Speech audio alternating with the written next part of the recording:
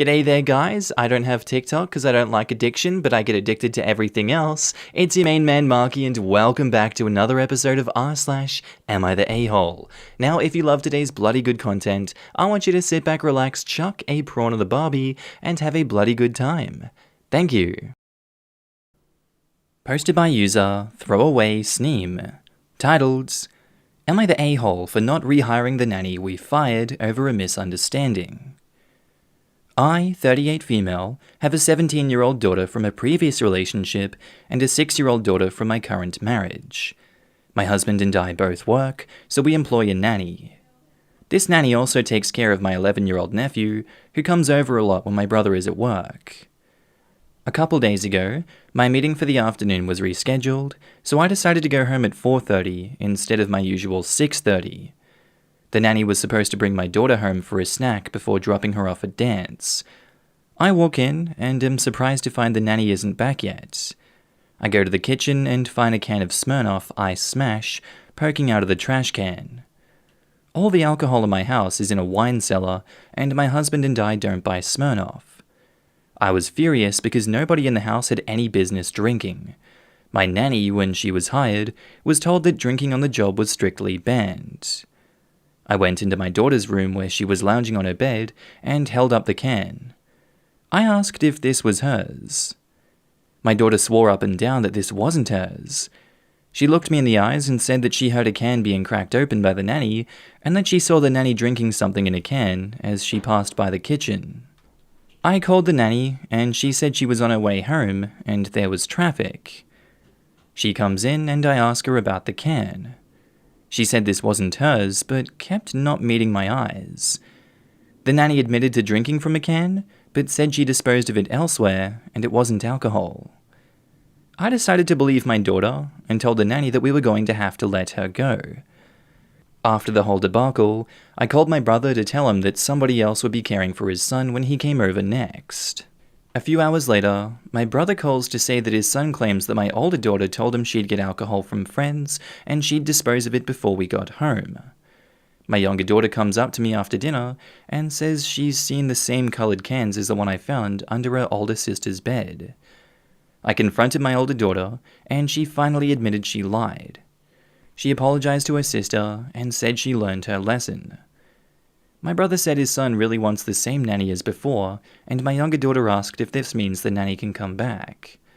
My older daughter said it would be humiliating to have to admit fault to the nanny, and said I can't be so cruel as to make her see the nanny again every day. She asked if this means she has to grovel in front of the nanny. I told her that while we're disappointed, we do not want to put her through this, and hopefully we can find just as good a nanny. I told both my brother and my younger daughter that it would be best that we do not reach out to the nanny in any way, and that it would be rather humiliating to make my daughter apologize, given the situation and potential for awkwardness. My younger daughter cried and said she loved the nanny more than her sister. Am I the a-hole? OP has offered the following explanation for why they think they might be the a-hole. I might be the a-hole for not making my daughter face an external consequence for lying. We don't want to hire the nanny back because that would have to include an apology and admitting of fault from my daughter, and while that may help her learn her lesson, it is rather humiliating. I think yes, you are the a-hole for this one. I can get why you wouldn't want to apologize, but you just group yourself into that same category as people that don't learn from their mistakes, don't admit to their faults, and continue to repeat history because they don't care. And you're passing all of these lessons on to your daughter. That's not good parenting, and they're not going to learn anything good from this. Surrounding your daughter with negative influences and showing that there are no consequences for her actions is really bad. You're a bad parent, and you're the a-hole. In the comments, Internet Points Iguana says, "You're the a-hole. Not for not rehiring her, but for not apologizing and making your daughter apologize. So it's cool if she just goes through life not taking responsibility for her actions because it's humiliating? Just what the world needs more of right now. Economically privileged kids who grow up learning that their actions have no consequences and know that their feelings are more important than other people's livelihoods." You're the a-hole, and both you and your daughter need to apologize. I doubt your nanny wants to work for you anymore, but saying it's too humiliating for your daughter to apologize is... yikes. OP, your daughter needs to feel embarrassed about her lie. How else will she learn that there are consequences for her actions? Right now, the only thing you're teaching her is that it's okay to drink when underage, lie about doing it, lie about someone else to the extent that they lose their job and potentially damage their situation, and never apologize. Do you really want her to grow into a person who thinks those things are all totally okay? And Converting Creative says, you're the a-hole. You're punishing 4 people to save the one who caused this entire mess. You're also teaching your eldest daughter that actions don't have consequences. She took the coward's way out and blamed her actions on someone else and got caught in a lie. She literally cost an innocent person their job. A fitting punishment would be for her to have to see that person every day so she'd think about doing this sort of thing next time, especially since your brother, nephew, and youngest daughter like her. You're not always going to be there to protect her or keep her from facing consequences. At the very least, you should have her apologize to the nanny, and you should too. Posted by user ResidentAd3775. Titled, Am I the a-hole for drinking in the morning sometimes? My 20 male, roommate 20 female, thinks I have a drinking problem. UK, legal age and all that. I work nights in quite a demanding and stressful job, and sometimes, realistically maybe once a month, every 6 weeks maybe, when I get home in the morning, I'll have a couple of drinks to relax and unwind. I honestly do not drink very often because I don't really like the feeling of being drunk, but a slight buzz is fine. Now, without fail, for the last year, every time I've been having one of these mornings, my roommate has walked in. At first, she didn't say anything, but the last 3 times she has. The first couple times she said, "Are you sure you should be drinking at this time?" and stuff about it being so early. I brushed it off. This is my evening. This morning I said something back because she accused me of having a drinking problem because I was drinking at 8 a.m. I told her that I've been awake and working all night, and her 8 a.m. is my 8 p.m., so it's perfectly acceptable, and I was tired of feeling judged for something so innocuous that I do once a month. I didn't raise my voice or insult her, I was firm. This is my home too, and this is reasonable. She called me an a-hole and shut herself in her room. I feel that I haven't done anything wrong. Am I the a-hole? I don't see how drinking once every month is a drinking problem. Day drinking is a normal thing that people do. Just because this isn't in a social setting like day drinking is, it's not like people don't do it and it's not a problem for them. This one's just looking for drama and she's looking for an argument. She's made it more than apparent. I wouldn't give her the time of day. I would just stonewall her and tell her to leave me alone, because it's not an issue, this is my life. So for that OP, not the a-hole. In the comments, absolutely not the a-hole. I worked graveyard for a long time. 7 a.m. is our 5 p.m. Yeah, what she said, OP. If you haven't already, you need to tell that to your roommate, not the a-hole. This is like criticizing someone who lives in a different time zone for drinking when it's morning for you. Maybe that analogy will get through to her, although really, it seems quite obvious already. Not the a-hole. I used to work 3rd shift and I'd get home at 9 a.m. I like a beer with dinner and a movie, and then I go to bed. My old roommate would flip on me and say crap like I shouldn't be having pasta for breakfast, and I shouldn't be drinking at 9 a.m., and I shouldn't be sleeping all day. People really don't seem to get that if you're up all night working, 9 a.m. is evening. Having a drink at 9 p.m. would be absolutely unacceptable because you have to go to work. And Cubby G Throw says, not the a-hole. Your drinking in the morning is actually, according to your work schedule, you drinking in the evening. She wouldn't say that to anyone who worked a 9 to 5 and then had a couple of drinks every 6 weeks after work. She should mind her business. Posted by user NotVitTheChemist, titled, "Am I the a-hole for telling off my friends for missing their engagement photo shoot over their roommate?" Hi Reddit. So I do photography as a side hobby for extra cash. Portrait shots, engagement sessions, weddings, etc. It's fun and I like what I do. 2 of my good friends got engaged last year and were wanting to do an engagement session, and I suggested when it snows, we should take advantage of that. They loved the idea, and I even went shopping with the soon-to-be bride to pick out an outfit to go well with the snowy background. We finally found out it was going to snow last night and this morning, several days ago. Bride is my neighbor, groom is not. Groom lives 15 minutes away on really bad back roads that ice over and are definitely not safe to drive in after snow. So I suggested he spend the night before. I don't want anyone getting hurt over photos. Groom and bride have slept together plenty of times, in both meanings of the word sleeping, so this isn't a problem of morality. Groom's roommate is obsessed with their sex lives and purity. One time he tore their living room apart in anger, all because the groom spent the night at the bride's apartment. Groom has to sneak bride in after his roommate goes to bed, and out at 5 AM before he wakes up to prevent angering him. His roommate has all kinds of issues concerning his faith, and he pushes his issues onto the groom, and will make life hell if groom doesn't follow the roommate's morality code. I'm a Christian myself, but this guy is a lunatic. Over the past 6 months, our other friends and my boyfriend have suggested moving out or even crashing with them because everyone thinks groom's roommate is crazy and creepily controlling. But groom feels obligated to stay since roommate has no other real friends. Anyway, so groom was going to spend the night with bride.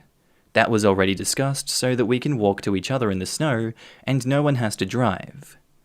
I had everything set up and ready to go. I get a text this morning saying groom did not spend the night because he feared angering his roommate, and so we can't do the engagement photos because, as I predicted, the roads are iced over. I'm mad, and basically told them off that they need to stop letting roommate control their lives, and that it's unhealthy as hell, and it isn't fair to me to go through lengths to plan a photo shoot and prepare equipment, all to cancel 2 hours before by saying groom didn't spend the night as planned. I told them they better suggest something else, because there's no way we'll ever do a snow shoot for them if they keep living in fear of roommate. They're upset and think I'm harsh. I think they need to get out of this toxic roommate situation and should have told me in advance that groom was never planning to stay the night because I knew if he didn't, I'd not have known to prepare since I know how bad the roads get. Am I the a-hole? I find absolutely no logic in this man wanting to stay in this apartment with this roommate. If he has to walk on eggshells with his fiancée, holy crap. Is there not a clause in the tenancy agreement that you don't enter the person's room because that seems healthy? He figures out that they're having sex and he tears your room apart for something that's normal and healthy in a relationship? This man has serious issues. That is way far over the line. That's literally endangering your privacy and your life if he's willing to do something that far. How are we not going to count out the possibility that he could go further and threaten you physically? I think they do need to get out of that toxic roommate situation, and I think OP being mad and telling them off for it was acceptable. It's realistic that they're destroying their hopes at getting a snow shoot. They're giving in to the pressures of this stupid roommate, and they need to come back to reality. Bride and groom deserve security and having something go without the anxiety of this roommate. They are causing their own problems by not fixing this, which should have never been a problem in the first place. OP, you did a good job, and I'm gonna say not the a-hole. In the comments, prepare yourself for a blizzard of not the a-hole. The groom legitimately needs an intervention to get him out of that arrangement and away from that roommate. You're all being way too polite about this. It goes beyond controlling, and it's frankly scary. There is no reason under the sun or storm clouds that you should not have received a text in the evening saying the groom will not be staying at your neighbor's and to prepare yourself for snow cancellation in the morning. Edit. I scratched out my first sentence because, to my great surprise, this is going to be more contentious than I imagined. To me, you were clearly not the a-hole. It would have been common courtesy for them to give you a heads up that plans had changed. If the boyfriend wasn't in touch with you, certainly the bride, your next-door neighbor, could have been. This whole thing is weird and gives a credence to the oft-used cliché of no good deed. OP replies, "Yeah, if they even told me last night, I wouldn't be as upset. But like, the morning of? They both knew that he wouldn't be spending the night by last night, so they could have said something. So guess is maybe he thought he'd try to drive? I'm waiting for the update where the roommate forces them to let him live in their marital home because they can't say no. Not the a-hole. They need to wake up and realize that this isn't a healthy dynamic. They're adults who are being manipulated, and this time it affected you. Not the a-hole, and I would not do the shoot for them anymore. Did you set a price or was it for free? Such a late cancellation means they still need to pay up a portion of the price because you have spent time preparing and could not get another booking.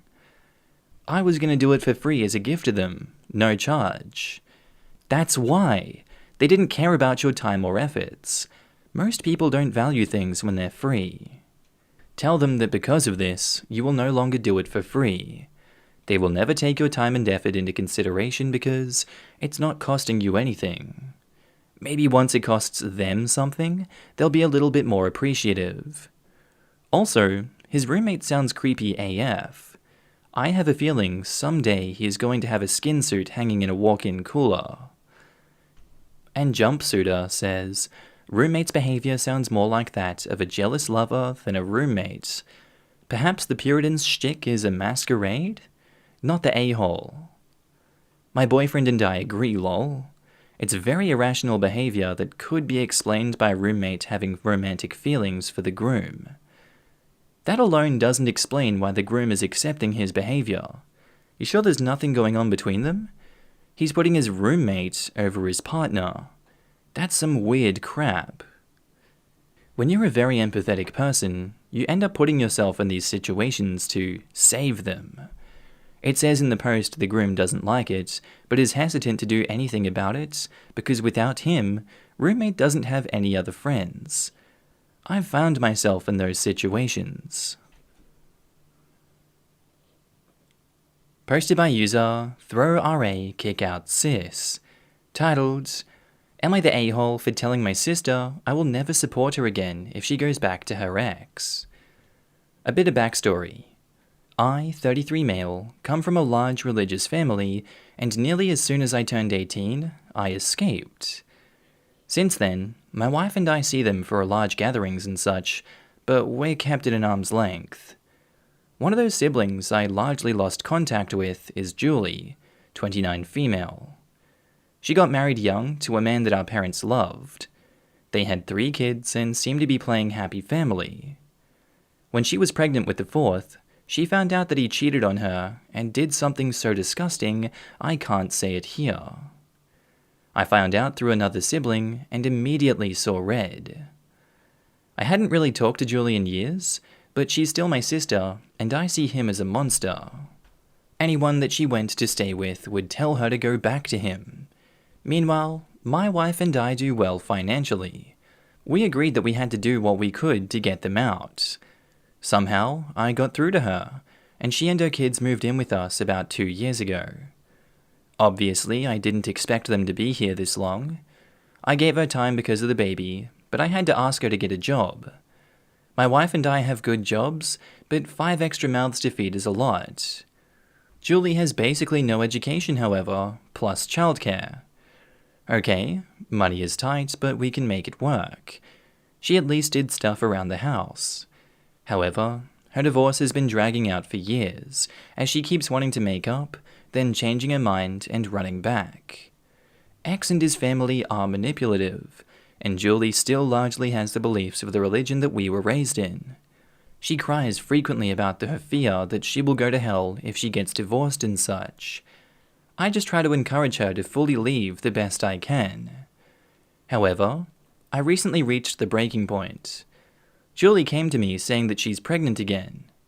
Apparently they're still married enough to sneak off during his visitation with the kids. She wants to give him another chance and move her family back in with him. She has tried to go back before, but this time with another baby in the mix, she seems serious. I felt exhausted at the very idea of doing this whole thing all over again, and simply told her that if she goes back to him, she will no longer be able to come to me for support. I'll see her at weddings and holidays just like I do with the others, but she'll no longer be welcome at my home.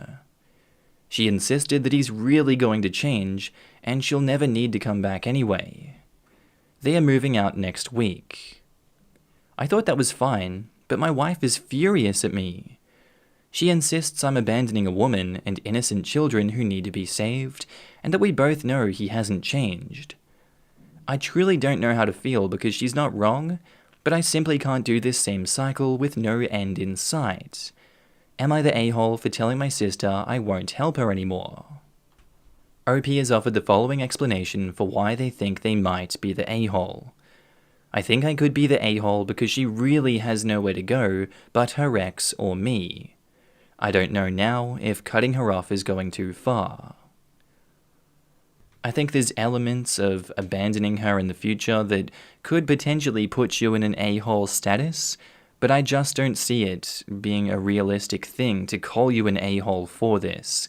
She's had so many chances, she's been burned by him so many times, and she continues not to learn her lesson. At this point, it's best for you to just let her go, and possibly just look after the kids if it comes to that point. I know that's not something that should be expected, and I know that's not something that you have to do or you should do, but to me, it's just some food for thought for in the future, if it goes south and those kids are in danger. Really, she's left you with no option in this situation but to cut her off, and personally, I would too, and I don't blame you for doing that. It doesn't look like it's getting any better, there's another baby on the way, and she has shown no willingness to change. There is no sympathy that you need to give her in this situation. And for that, what you're going to do in the future with cutting her off, and how you're approaching this, not the a-hole. Volcanic Equation says, not the a-hole. You are setting boundaries, and you have every right to do so. Sometimes putting your foot down is the only way to stop enabling a toxic situation. I hope your sister sees the light and leaves this guy for good. I guess in the end, OP's decision just takes away any chance for her to ever escape him. She will rely on him because she never learned to be on her own, or to lose the fear of the religion and the alleged consequences if she leaves him. She has refused to do it. OP can't keep paying for her to have babies with him. No divorce, so no child support. They are playing the OP. I don't think they're playing OP. I think she's in a really effed up situation and is making bad decisions. She was away from him, she had family support, and she still was having sex with him. She dragged this out for years. After a while, you have to make your choice. If this guy is so sick, then take him to court. Keep your kid safe and let him pay child support. This is what sane, emotionally healthy people do. But I don't think OP's sister really fits that description. No one has ever expected her to be responsible for herself, so now she doesn't know how, and has 4 kids to support, going on 5. That's a classic abuser tactic to make it impossible for someone to leave. She isn't doing this to OP on purpose, but she isn't in a mental place to make good decisions either. Not the a-hole. She's obviously stuck in a very abusive situation, and you did everything you could to help her. But she can't truly be helped until she's ready to cut him off, and you have to protect yourself and have your boundaries. Also, if her religion is Christianity, then she needs someone who can explain the point of Jesus' death on the cross. Getting a divorce won't send her to hell any more than getting married will send her to heaven. Also, God didn't put anyone on this earth to be abused. She may be ostracized from the church because a lot of them would prefer to see a woman and her children be abused rather than get a divorce, but that's not what God wants. In the Bible, it says the husband is supposed to love and cherish his wife, and if he doesn't do that and he's abusive, He's breaking his wedding vows, and that is worse in God's eyes than initiating a divorce because of abuse. In the case of abuse, by the time the divorce has been initiated, the wedding vows have long since been broken. We live in a world filled with people that say God wants things to be a certain way because his followers want things to be a certain way. The same followers who are extremely kind, caring, and giving on Sunday morning, but by Sunday afternoon, and for the rest of the week, are extremely judgmental, hypocritical, and greedy. I'll take my chances that my God is a loving, compassionate, and forgiving God that didn't put me on this earth to suffer, and he'd rather me be safe and happy rather than miserable and hurting just to avoid a divorce. I hope one day OP's sister feels the same way. Designer Memory says, not the a-hole. There's only so much you can do. Your sister is an adult and has the right to make her own decisions, even terrible ones. You've honestly gone above and beyond, but your sister isn't going to change. Don't close the door on your sister completely. If she needs to talk, be there for her. But at this stage, she's made her bed and gotten pregnant in it, and I wouldn't be offering financial support again. Maybe ask your wife, does she think holding your sister against her will is a better option? To clarify on my wife a bit, she agrees with me as far as letting Julie go if she wants to go. She doesn't want me to move the kids' room back to an office, switch up our budget, or basically go back to our previous lifestyle again, just in case Julie decides to leave him again. I know I could put it aside as an emergency fund for her or something in case she comes to her senses, but I'm honestly so tired of stressing when it does nothing. And yeah, I'm fine with talking and texting with her, and we all stay in touch in some way through our parents, so I don't plan on going no contact completely. She just can't stay here again or take my resources. One skinny boy says, hey, that woman sounds exactly like my mother, and you sound like me. Dude, you can't do anything here. It takes these abuse victims about 7 times to leave the relationship before they actually do. You need to look after yourself first, as this is hurting you. Don't play into any bullcrap hero or savior complex. Yeah, she's your family, but you have to prioritize yourself, because if you don't, then you will keep hurting. She needs to do this herself, as she's the only person who can actually make an impact. You cannot force her to do this. You cannot convince her to do this. Her mind is in a convoluted cycle of making excuses for him, blind hope, despair, acceptance, fear, and a lot of other things. That isn't something you can change, and is going to always give him final chances. That's something CBT and trauma therapy can change, but not you, and to a certain extent her. She needs to decide and take action to escape herself, because anything anyone else will do won't work as long as she's still stuck in that illusion of being in a rock in a hard place, even when you really aren't at all. I wouldn't be so sure of cutting her off just like that, but maybe set harder boundaries next time. Make sure she can come to you, but help her get a simple minimum wage job or 2, or something to help contribute and set a hard date on moving out. Either way, make sure you're okay first and foremost. Your wife is understandably upset, but needs to realize you're being hurt. Sure, you could compare your hurt to your sister's, but that doesn't matter because hurt is hurt. Just because she has it worse doesn't mean your hurt has any less worth, and that you should tough it out, or something else stupid and ignorant. Also, from the kid here, keep an eye out for the kids there. That crap do be hurting us. I've still got issues because of it, and will for my entire life. Typically these situations can go either way, in which the kids pick up the abuser's attitude and the cycle continues, the abuser's being an anti-model, the opposite of a role model, and the cycle stops, or sometimes both, and the cycle still continues. Make sure that they know that this is wrong, but they can still view their father in a good light. And that's okay. Their feelings are okay. He can be a dick while still being a good dad. This crap is something I destroyed myself over. That they have a space to escape to, and keep an eye out for their mental health and things like unhealthy coping cycles. Things like mass masturbation, mass avoidance and emotional numbing, drug use, and believe it or not, mass daydreaming. I had a couple of these, and the last one was a shock to realize was a problem, or that I even did so. Either way, believe it or not, you're doing good so far, my guy. Ain't anything else you could do right now. Now go and complain about taxes or something. I don't know what the hell you adults do. Complain about the elderly and bourgeoisie or some crap. That's what us idiots do, and it works. No a-holes here. Tough situation that you need personal experience in order to navigate and respond correctly.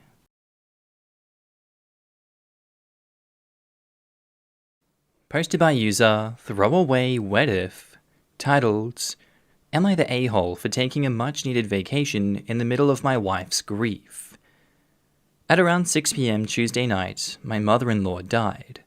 Doctors had discovered that she had an inoperable brain tumor around 5 months ago, and we pretty much knew that there was no hope. My mother-in-law had been in hospice, and it was a good facility, but my wife still went into total zombie mode. So it's been 5 months of non-stop work and no affection or appreciation for any of my efforts. My wife does nothing but eat pre-packaged microwave meals, so I have to cook dinner for our 15-year-old daughter. She never makes an effort, to the point of wearing sweats even to work.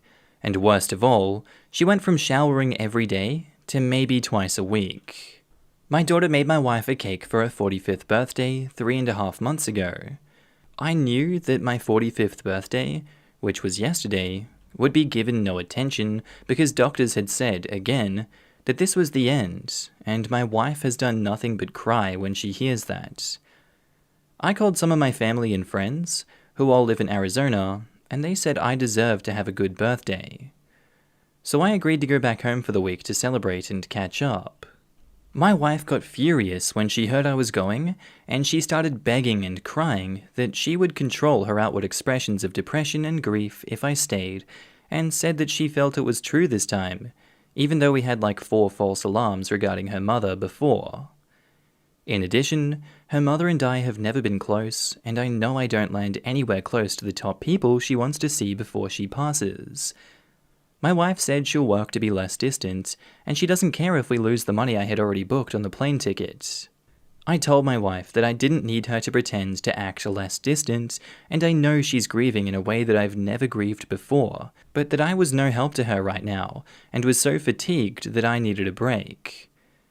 So I ended up flying down to Arizona, and on Tuesday night, I get the call that my mother-in-law had passed away from my daughter. She said she's staying at her best friend's house, and she's perfectly fine. However, my wife texts me and says that I betrayed our wedding vows. I asked if I should come back, and when we were expecting a lot of old family friends for my birthday, and my return flight is on Sunday. My wife says to do whatever I want, and that if I'm expecting my old, work out every day, and dresses up every day wife back when I come home, I will be disappointed. Am I the a-hole for taking this trip because I needed to do something for myself or else I'd go crazy? I will be flying back Sunday, but I know my wife will be barring me from helping with the funeral. OP has offered the following explanation for why they think they might be the a-hole. I might be the a-hole for not dropping everything and going back after hearing her mother died. However, I know my wife wouldn't let me help with anything regardless. I think it's incredibly selfish to, fly away from your wife while her own mother is dying. The reason you gave, that you wanted to have a good birthday just because your family and friends wanted you to come over there, is not a good excuse. You obviously don't care about your wife's emotions, the way you've phrased this post, and the way you act so nonchalantly saying, I'll come back now, how's it all going over there? If you really cared, you would have stayed there with her and not made it an issue. You would have communicated with her in a healthy way, stayed by her side, even if she's not going to let you help with anything regardless. Obviously, your presence there is a stone, a rock that she needs in her world. Instead, you're helping drag that rock in her stomach down to rock bottom levels, pumping up her anxiety and making her feel absolutely betrayed. Pretty disgraceful in my opinion. You're the a-hole. In the comments, you're the a-hole. All you do is complain. It's exhausting to cook dinner for a child who is perfectly capable of cooking dinner for herself. You're upset that your wife isn't wearing makeup and nice clothes? This is exhausting for you? Too bad. It's not about you. I am fairly certain you have ended your marriage with your actions. I hope OP's wife can pull herself out of her grief enough to start divorce proceedings. Yikes. Plot twist, the dying mum's final wishes to her daughter were, lawyer up and crush your husband. Way to make this entire situation completely about yourself. You wanted a good time, so decided to abandon your wife during possibly the worst time of her life, then didn't even go back after her mother had died because you wanted a birthday party? Yes, you're the a-hole. He abandoned his wife and daughter in their time of grief, and traveled during a pandemic that's killing thousands of people every day. And that just proves again what an ass he is. At first I thought you were saying that it had been 5 months since her mother died, but now I see that she was in hospice for 5 months, and she only died a few days ago. You were the a-hole with the cherry on top. Good point there. I also thought it had been 5 months grieving, but then I read your comment and reread the thread. It's not even a week yet. Holy mother! This guy is the a-hole of the highest order. I hope he's welcomed by divorce paper. The wife deserves much better. But she didn't dress nice and cook for him, and it was his special big boy birthday. That's basically murdering him. You're the a-hole. You will have many birthdays. If you live to 85, you have another 40 to look forwards to. Your wife has one mother. So you really should have been there to support your wife, even if you feel nothing for your mother-in-law. Honestly, this is the sort of thing that would be a major question in whether or not your wife wants to continue being married. . Posted by user backgroundcar250. Titled, Am I the a-hole for telling my stepsister why I don't eat with them? So my stepfather and step-siblings are really mad at me right now. I'm 15 and haven't been eating family dinners for about 2 months now. They finally started asking me why, and I told them. I'm a fairly late diagnosis celiac. As a child, I got put on so many restrictive diets while doctors tried to figure out what was wrong that I never really got a taste for most typical American foods. I also ended up having a lot of anxiety about getting sick after eating, so it took me a long time to even eat homemade gluten-free bread, and that's the only carb I really eat. Most of my diet is grilled and baked or sautéed proteins, vegetables, and fruit. The only people who understand what gluten actually is are my mother and I, so I don't eat anything that I, she, or a restaurant with an actual gluten-free menu didn't make or see made start to finish. My mum married a man with 2 kids who all eat a standard American diet. We were doing family meals at first, with her and I cooking a separate meal. Most of the time, I can't eat what they eat because gluten, but even the things I could technically eat just look disgusting to me. Like fried foods and barbecue, and things with a ton of cheese. It just looks like it's rotting or gone off. They also all have terrible table habits and chew with their mouths open. Looking at it and watching the meat was disgusting and made it hard for me to eat my own food. I always have been barely over underweight and was starting to lose weight. So after talking to my doctor, we decided that I had to eat separately because I needed to eat. My stepsister finally confronted me on it, and I told her that I couldn't handle looking at their food or how they eat it and had to just go somewhere else to eat my food. She got in my face about being a part of a family and accepting them, and we got into it, which ended in me saying it was probably a good thing that I had them to show me what I didn't want to be, and at least I could wear the clothes that I wanted. She's the same height as me, and at least 250 pounds. She started crying and left. Now even my mom is mad at me. Am I the a-hole? I just wanted her to leave me alone about it. You were doing so well until you decided to fat-shame someone who was just asking you why you can't be there with the family and eat. I wonder if you've told them the real reasons why before, or if you've just been brushing it to the side and saying, oh, I just don't feel like it, oh, I'm just not comfortable with it, yada yada yada. I can and I also can't see why you would fat shame them to get them to leave you alone. There's a myriad of other ways and strategies that you can adopt to get someone to leave you alone. This is more than just normally hurting someone's feelings. She started crying and left, and yeah, you got what you wanted, but you suck for it. I get that she shouldn't have confronted you the way she did, but these things happen, and she's at fault for this one as well. I'm not sure if the rest of the family is. It doesn't seem like they're forcing you into anything. She's the one that has a problem here. She did it in a way that was unacceptable. You did this in a way that was unacceptable. Everyone sucks here. Now, in the comments, DZ Quap Shurshnubit says, I was with you up until the above. As I think you could probably imagine, if you can be objective enough to read your own words back to yourself, and imagine you're a stranger reading them with no associations about the parties involved to cloud judgment. Clearly, your stepsister sucks for confrontationally getting into your face and not letting it go when you made it clear you just wanted to eat on your own. But then, to put it in almost poker terms, you saw her suck and lowered it. Everyone sucks here. This is one of those ones where the OP's a-holeness comes in at the very end. I'm really glad I read all the way through, or I'd have missed the body shaming entirely. You're the a-hole for making commentary about her weight and clothing restrictions. You're right about not having to eat with them or watch their bad habits.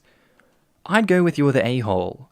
I'm sick of people who use their anxiety, or whatever issue they have, as an excuse for being rude and bratty. Agreed. If it takes that much context to explain why they behaved badly, it's usually a sign that they were rude as hell. OP's stepsister didn't get to hear that entire monologue about why OP has a messed up relationship with food.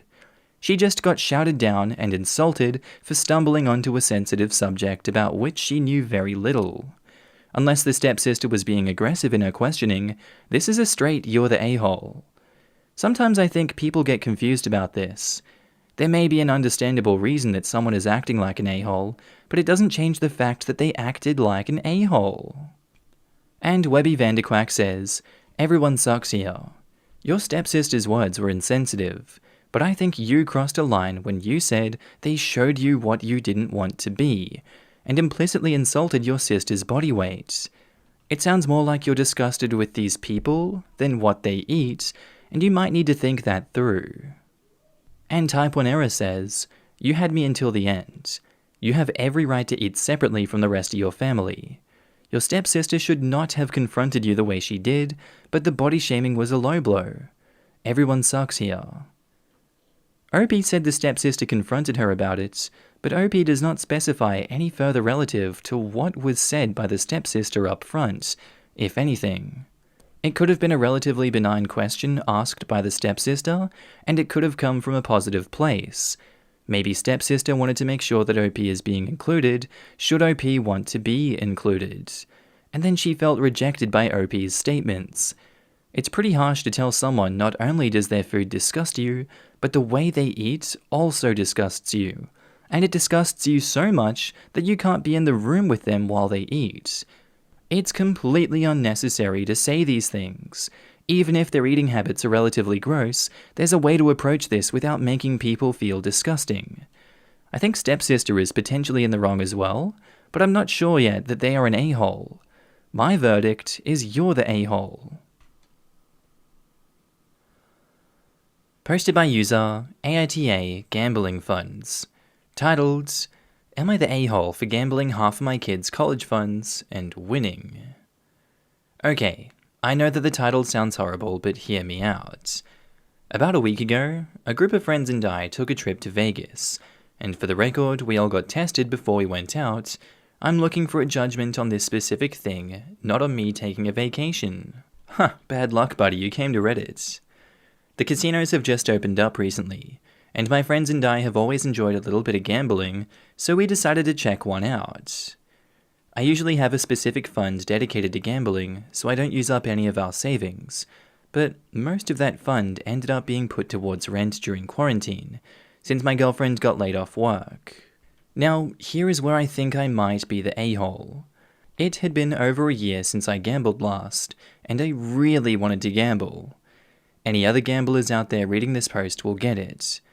I didn't want to take away from the house fund or from our grocery fund, so I decided that taking money from my kids' college funds would be the best option. One of them is 14 and the other is 11, so there was still plenty of time for me to get the money back before actually going off to college. And I ended up winning. I kept all of the money that I gambled, and I ended up making a profit of about a quarter of the fund. I called my girlfriend and excitedly told her the news, but she asked where I'd gotten the original money from. I told her, and she freaked out. She screamed at me, told me that she was going to tell the kids how immature I was, and hung up on me. I know that it was a little bit irresponsible, but I don't really see the issue. If I had lost the money, it might be a different story, but I won, so I don't get why there's a problem. Now my kids have even more money to put into their college fund, and I got to gamble like I wanted to. It's been 3 days since that conversation, and she hasn't responded to any of my calls. I'm getting really sick of reaching out to her when I don't think I did anything wrong, but my flight home is soon, and I don't want her to tramp about me not apologizing when I get home. But do I even have anything to apologize for? So Reddit, am I the a-hole? Edit, I don't think you guys get it. I only gambled about $30,000, and now me and my family are all better off because of it. Don't you guys understand that I won? I accept my judgment, but I disagree. Sorry about reading his Reddit edit, but I just wanted you guys to get it. He gambled $30K of their money. $30K is a new car.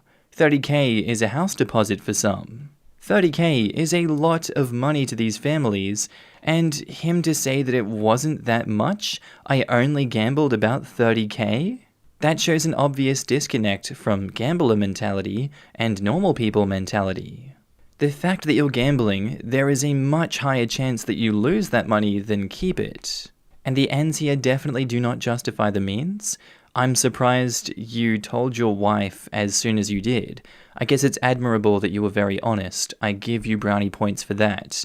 You were honest, but you're also ignorant. Very ignorant of the chances you were taking there. Congratulations on it paying off, but you deserve to get the cold shoulder from your wife because your actions were so reckless and dangerous. You're the a-hole. In the comments, Bloody Romance 1313 says, "You're the a-hole. You could have lost. Your girlfriend is out of a job and you gambled badly needed money on a 1 in a million shot. You need to get on your knees and apologize.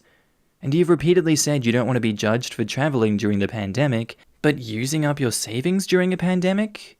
Not a good look." I know, right? Major, you're the a-hole. You never gamble more than you're willing to lose. Were you really willing to lose $30K? That's a huge amount. I could really do with $30K USD. That's almost $40K Aussie. Maybe I'll repay you with interest, maybe not. Willing to risk it? The odds are better than they were at the casino. Is there a way to indicate you're being sarcastic? /S, buddy. PP Poo Poo Lover 09 says, "You're the a-hole. You need to see a counselor. This seems like an addiction. If you're willing to F others' lives up for your own gain, sure, you won this time, but the next time you gamble, in all likelihood, you're going to lose big time." Definitely gambling addiction.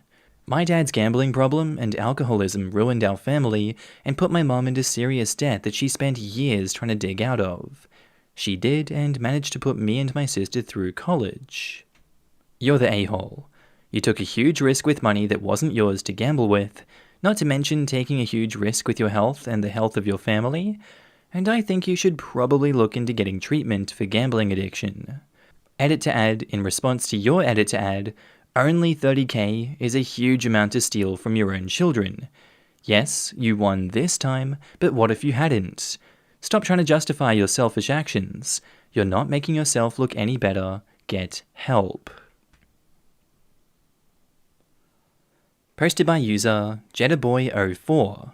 Titled, "Am I the a-hole for calling my brother a jealous dropout?" I am in the process of retiring from the military after a 23-plus year career, and my spouse and I are looking to move to Texas, which our family knows about. The other day, I posted on my Facebook that we had begun the home search process and narrowed down roughly where we wanted to move. Most of my friends and family are of course excited and happy, though they do wish we would move closer. Family and in-laws live relatively close in either GA, SC, or NC, so easy to visit. But they understand our reasoning in moving to Texas with the numerous veteran benefits. On the post, a couple of friends were asking what kind of house we're looking at, and I replied, 4+ bed, 2+ bath, 2,500 square foot minimum. For some reason, this seems to have struck a nerve with one of my brothers, who begins questioning why we want such a big house with just my spouse and I, as we don't have kids, being a same-sex couple. I initially explained that we would have our master bedroom, a guest room, and since my spouse works from home, he can set up a room as an office like we have now, and then use another room for his video games and crafts. Currently, his hobbies and work are all in one room, but we feel separating the two would give him a break from his work and playtime, so he doesn't feel like he spends all day in that one room. Also, we've floated the idea of adopting now that we won't be moving every couple of years with the military. I thought that would be it, but no. My brother then proceeded to rant about how him and his girlfriend and her toddler live just fine in a microhome. It's a converted storage shed that resembles a house from the outside, and that all that extra space is going to be higher utility bills, taxes, and just wasted space. At this point, I was irritated and replied, "Quit being a jealous dropout. I've had to bust my ass for 23+ years to get where I am. Maybe if you hadn't dropped out of high school, you wouldn't be living in a storage building, and judging how I spend my check." My spouse and a couple of family members and friends said that I went too far and was an a-hole for that response, and that I should apologize. I don't feel like I owe an apology. Am I the a-hole? I feel like I want to be on OP's side, but I also feel at the same time that they went too far with what they said there. Quit being a jealous dropout. Maybe if you hadn't dropped out of high school, you wouldn't be living in a storage building. You really went for the heart in that one, and you really wanted to strike the fear of God into this man. And while that is a power play, and that's a good way of getting him to shut up, you obviously destroyed him where it didn't feel like you needed to destroy him in this instance. Maybe I'm missing context, but I can see he's just being frustrated because he's envious and jealous of you. And instead of, kind of easing those tensions, you decided to smack him in the face when he was down. I can understand where he's coming from. I can understand why he's so envious, jealous, upset, and angry, but I can't see why he said that to you in the first place. He should have kept to himself. You shouldn't have gone so hard when he did it. If there's more context to be had here, like he went for you in a homophobic way, he started attacking you because you don't have kids, if I have context like that, I'd give it a not the a-hole one because it would have been deserved, but it seems like the way you've presented this, it wasn't warranted, and for that I'm going to have to say everyone sucks here. In the comments, Bisklavert says, "Everyone sucks here. Your brother is the a-hole because no one forced him to respond to your post and write a sob story about his life, and you should not have stooped down to his level and kicked him in the rear. It's one thing to have a shouting match at home, it's another to post it on social media. Not the a-hole. I'm sorry for hijacking the top comments, but I really need to get this story out for OP, and for anyone else who can benefit from it. I'm pretty sure this will get downvoted, but still, I want to show you the perspective of the dropout brother. Disclaimer, I don't hate my dad. I love him and appreciate the hard work he puts in for our family. I hate how he damaged our inter-family relations by dropping out. Just like OP, my family has a similar situation. My dad's eldest brother studied well during his school and college years, is a branch manager in a big bank in our country today, government-run bank, so he'll get all the benefits after he retires in 7 to 8 years. My dad, on the other hand, dropped out of high school, never went to college, tried a few businesses here and there, remained unemployed for a few years, struggled a lot, and finally started a home-based travel agency. Both the brothers, my uncle and my dad, are married and have 2 kids each, all in the age range of 16 to 23. I'm 23 female. He's been running this business for about 20 years now and is still struggling. He works day in, day out, and busts his ass trying to run the travel company, but it still doesn't earn us a good income. We're able to do our basic expenses, but we're not able to save anything. I always hear him talking crap about his elder brother, my uncle, and picking up unnecessary fights over trivial matters with him, even when my uncle hasn't done anything to harm him directly or indirectly. My uncle is a shy and happy chap. He doesn't even bother us or my dad. Obviously, there's a few family issues here and there, but nothing majorly serious. My dad has so much resentment against him and gets so jealous of him, his income, his lifestyle, etc., that sometimes he stops speaking with my uncle for years at a stretch and forbids us to speak or hang out with him and his family, our cousins. The maximum we went without speaking to them was 4 years, and mind you, they live in the same building as ours, just 1 floor above us. Yet still, we were only allowed to say hello to them if we happened to pass them in the halls of the building. And why did he do all this? Why all the hate? Spewing negative stuff about them to me and my brother? All because he knows that he is a failure. And if he keeps loving and cordial relations with his brother, he won't be able to run from it anymore. He will have to face it, and he will have to change himself as a human being, which I'm sure you can see is something that he definitely doesn't want to do. He's so full of ego that neither will he improve or work on himself, nor will he learn from the success of his brother, our uncle. The reason I wanted to share this story here is because I want you to know that you are not wrong. You called your brother exactly what he is, a jealous dropout. And I really wish that somebody would have called my father that, if not in his 20s, then at least in his 30s. My dad is 50 years old now, so that he still would have some time to turn his life around. Or somebody would have sat him down and explained to him that he should learn from his brother and make a good life for himself, instead of resenting his brother, using the garb of jealousy to hide his own failures, traumatizing himself, his wife, my mother, and his kids, me and my brother, in this whole process by constantly spewing hate and blaming his failures on everybody else. OP, if you're still reading this, I just want to say that obviously you are completely not the a-hole, but your brother may not exactly be evil in this case as well. I don't know what kind of relationship you have with your brother, but it seems to me that he's not in a good place in life and could definitely use some guidance or intervention of sorts. Yes, it is his fault for dropping out of school, and thus not being able to build a strong foundation for a good life. However, I also know that amidst all the jealousy that your brother is showing, there is a huge amount of hidden appreciation that he has for you and all that you've built. He could use your guidance, really. If you're okay with it, and if you're sure that he won't try to leech off of you, I hope you can help him out, guide him, and help him build a better life, just how I wish my uncle would have guided and helped my high school dropout father build a better life. Warm hugs. Deleted says, everyone sucks here. He was being a complete prat and should have minded his own business. You completely blew a gasket and went low. Worth looking at why his judgment and pettiness made you want to tear him apart, rather than tell him to grow up or simply delete his comments. OP replies, yeah, I went for a low shot, but it wasn't just this one time he's done this. Anytime I or our other brothers post something positive from our lives, he swoops in with his negativity. Don't get it wrong, I'm not a classist. Every job in society is important for its own sake, and I believe in showing the same level of respect to a janitor as I would a CEO. We have tried to help him out.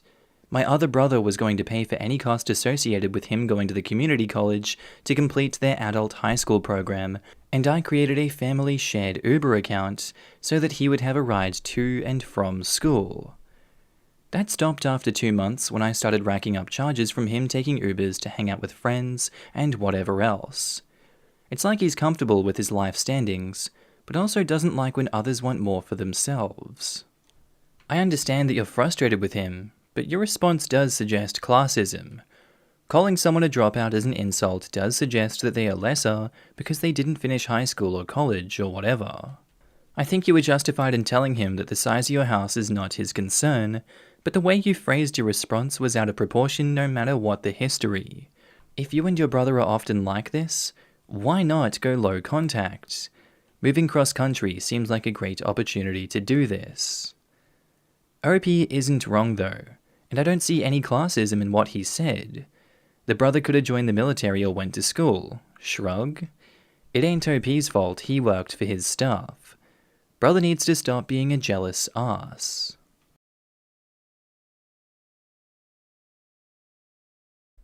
Posted by user AITA4599909.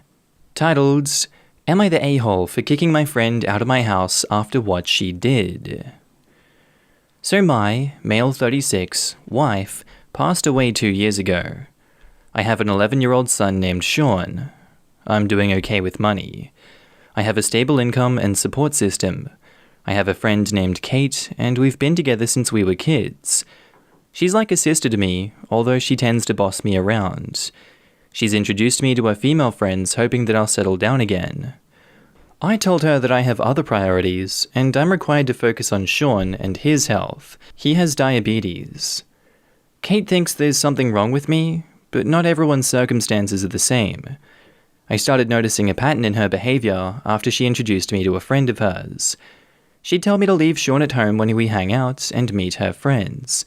She'd tell me to take down any pictures that have my son and wife in it, because ladies will assume that I'm a single dad or still married, and that'd limit my chances in dating. I told her to knock it off, and she said that she was looking out for my social life, saying I'm ruining it and exhausting myself. I stopped talking to her for days. Then I decided to let it go. She's been insisting on bringing her friend to visit me with other friends. I agreed to have them as guests. Kate suggested I take Sean to stay with a relative, since it'll be adult dinner, but I refused. He was comfortable in his home and didn't want to go. Kate was at my place before her friends arrived. I checked on Sean and told him to tell me if he needed anything before he went to sleep. At 12:30, I was sitting and just starting to chat with Kate's friend while Kate kept blinking at me with a smirk on her face. I got a text message from Sean telling me he wanted to use the bathroom, but the door handle was stuck and he couldn't open the door. I went upstairs to check, and Kate followed me. I found that the door was actually locked. I was confused, and I asked Sean, and he said he didn't lock it. I started looking for the key, and that's when Kate quietly handed it to me, saying she took it. I was stunned. I opened the door for Sean, then I asked her why she locked the door, and she said that she lied to her friend about me not having kids and didn't want her to see Sean. She said it was no big deal since he was sleeping, but I was furious. I started yelling at her as she kept shushing me. Everyone started leaving after I yelled at Kate and cussed her out for doing this. She blew up after her friend left and said I was an idiot because most people don't mention kids until after months into dating, and that I didn't deserve her help to move on when she thought I was a decent, sane person. I called her stupid and told her to get out of my house. She told me to wallow in my misery and left. Then her friends kept blaming me for making a scene and treating Kate like that, especially since she cooked dinner and helped a lot. What kind of dimension are we living here that the friends support these kind of attitudes? That's just absolute insanity to me to think about. Saying you have kids is something you bring up from the get-go. It's not something you spring on a partner months into dating. I thought I've read enough r/relationship advice posts to make that obvious to people. The fact that she thought he had to deserve her help, and that he didn't deserve her help, and that she thought he was a sane person. Oh my god. I genuinely can't deal with this person. She's madder than a clown car. OP, you are not wallowing in your own misery. You're trying to move on and get into the dating scene, and it's perfectly okay to be a single parent, even though that does make it harder to, date. But we do see plenty of examples of people dating successfully, even while they're a single parent. Hiding that fact only makes things worse for you, and worse for your partner because it's going to blow up in your face. You're not the a-hole for kicking your friend out of your house after what she did. There is no reason for her to have done what she did. She's a toxic person surrounded by a toxic pool of friends. You're in the right here, not the a-hole. In the comments, Esther Burns says, "What the actual hell? Not the a-hole, and you won't find anyone saying otherwise. Who locks a kid inside a room, and behind their parents' back too? You need to cut off Kate completely. She doesn't understand, no. Wants you to pretend your son doesn't exist, and is spewing off lies about dating etiquette. You absolutely need to disclose if you have children or not from the beginning. She told me to wallow in my misery and left. No friend says that. She's the miserable one. Focus on yourself and your kid and do whatever is best and comfortable for both of you." Not the a-hole. She basically wanted you to pull a bait and switch on any prospective partners, and we all know that's an a-hole thing to do. These girls are supposed to be friends of hers too, lol? I can't imagine how that worked out in her head. I mean, that part worked out well enough for her since apparently they are mad at OP too. They haven't got the full story. They have a Kate version, none of which includes locking a diabetic child in his room. This is super dangerous. Hypothetical fires are one thing, but severe hypoglycemia for a young diabetic locked in a room without help or access to carbohydrates is a real dangerous thing. Bossy goth girl ooh says, "Not the a-hole. I'm sorry for your loss. What Kate did is inexcusable. She literally locked your child in their room, in their own home, in a bid for control. Absolutely not. You need to burn the whole damn apron, not just cut the strings. What if there had been a fire? Cut Kate out of your life for good. Endangering your child's welfare is not a way to help you or move on from your wife's untimely passing." Posted by user Throwaway Harbo. Titled, "Am I the a-hole for still attending a wedding after my wife's miscarriage?" So my wife miscarried our baby a week ago. She is absolutely besides herself. I was very upset as well, but at the same time, I know that it was obviously not meant to be, especially when it happened so early into the pregnancy before anybody could really form an attachment. My dad is kind of a character in my family. In our entire extended family, everyone else is of average or slightly below average income, while my dad got lucky when he was in his 30s and has made a lot of money. He's 67 right now. Him and my mum divorced when they were both 35, and he's been with my stepmother, 49 female, for 20 years before they divorced 2 years ago. Around Christmas, my wife and I got an invitation to his wedding ceremony with his new fiancée, who is 25 and pregnant. My wife initially didn't want to go, and was very against it. She had become close to my stepmother and my half-siblings from my stepmother, and said she thinks my dad is trash. I was able to convince her to, reluctantly, agree to attending, because the ceremony was only 20 people in total, and my dad would definitely feel it even if one person didn't attend. Before the holidays, I was told my hours at work would be cut. My dad doesn't usually give handouts, but he's offered to help me out, and has sent me money even though I didn't explicitly ask. After my wife miscarried, and I brought up the wedding, she said she wasn't going to drive 4 hours to see my dad, and that she once again only feels bad for my ex-stepmother, who has reached out to offer her condolences, while my dad hasn't. I ask if she still feels sick, and she's insisted she's physically okay, but is never going to get over it. So I kept asking why she didn't feel well enough to attend the wedding, and she said because she wants to be alone with just her and me, and just be in each other's companies. She begged me not to leave her for the weekend. I intended to stay at my dad's house. I finally get annoyed because I felt like she was talking about the baby as if it was still here, and told her that the baby would never be a living entity, and burying herself in covers wouldn't make it any better. I ended up packing up my stuff and attending my dad's wedding. Am I the a-hole? My wife and I had a phone conversation right after the wedding ceremony where she accused me of doing it for my dad's financial support and said she'd take on personal debt before she accepts money from my dad. OP has offered the following explanation for why they think they might be the a-hole. I might be the a-hole for closing the door on our baby so quickly and carrying on as if I didn't care that the baby was gone by doing all the things I already planned to do. Fairly succinctly, yeah, you're an a-hole for that. You suck for doing that. Yes, the baby isn't a physical entity, and it won't be a physical entity, but you are the a-hole for closing the door on that baby so quickly. It means something to your wife, and it should mean something to you, and her prolonged suffering and mental anguish over having a miscarriage is valid, and you don't recognize that, and you refuse to comfort her in her time of need. This is kind of destroying your wedding vows that you have to each other, and it seems as though you care about your father with his sugar baby that he's marrying than you do about your own relationships. And that's just really sad. And I feel for people in real life that have this happen to them, and they don't have support networks to reach out to, and all they want is their partner there to comfort them while they're dealing with loss and grief. And yet these people decide to, once again, as is mentioned a lot on these Am I the A-hole, travel during a pandemic.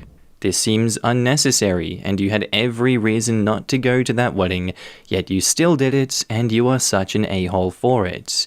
Shame on you, OP, you're the a-hole.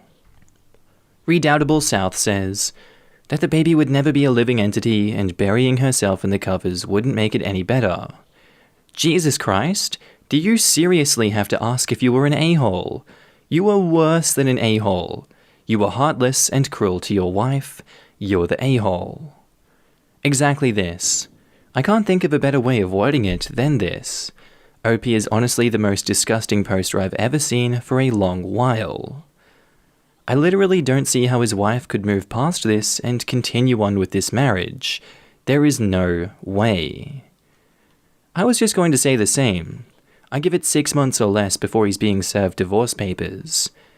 And let's also look at OP's father, who he describes as a character who has knocked up a young woman in her 20s when he's 40 years her senior. Is it little wonder why OP is so disgusting with a revolting, dirty old man for a father? OP's wife should get as far away from that trashy family as possible. Apple falling right next to that tree, right? It was rotten and it just rotted off that tree. You're the a-hole. Not so much for wanting to go to the wedding, but, quote, I felt like she was talking about the baby as if it was still here and told her that the baby would never be a living entity and burying herself in covers wouldn't make it any better, end quote. Dude, the mere fact that you're calling it a baby means that you don't get to sweep this loss under the rug and demand that everything go back to normal on a schedule that's convenient for you. Your wife is hurting, physically. Even if she wasn't very far along and didn't need more than a checkup, pregnancy hormones don't go away immediately just because there's no longer a pregnancy. Mentally and emotionally hurting too.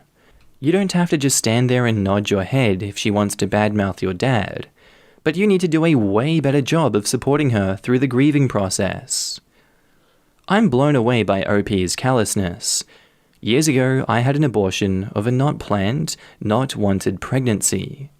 It was one of the best decisions of my life, and I have always been vehemently pro-choice, but actually making that decision was incredibly difficult and heartbreaking.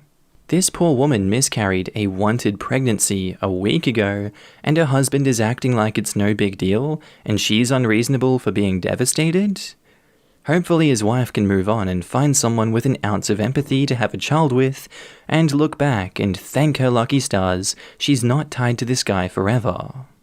And Apprehensive Fan 250 says, does she still feel sick? Too soon to form an attachment? For this? You're the a-hole.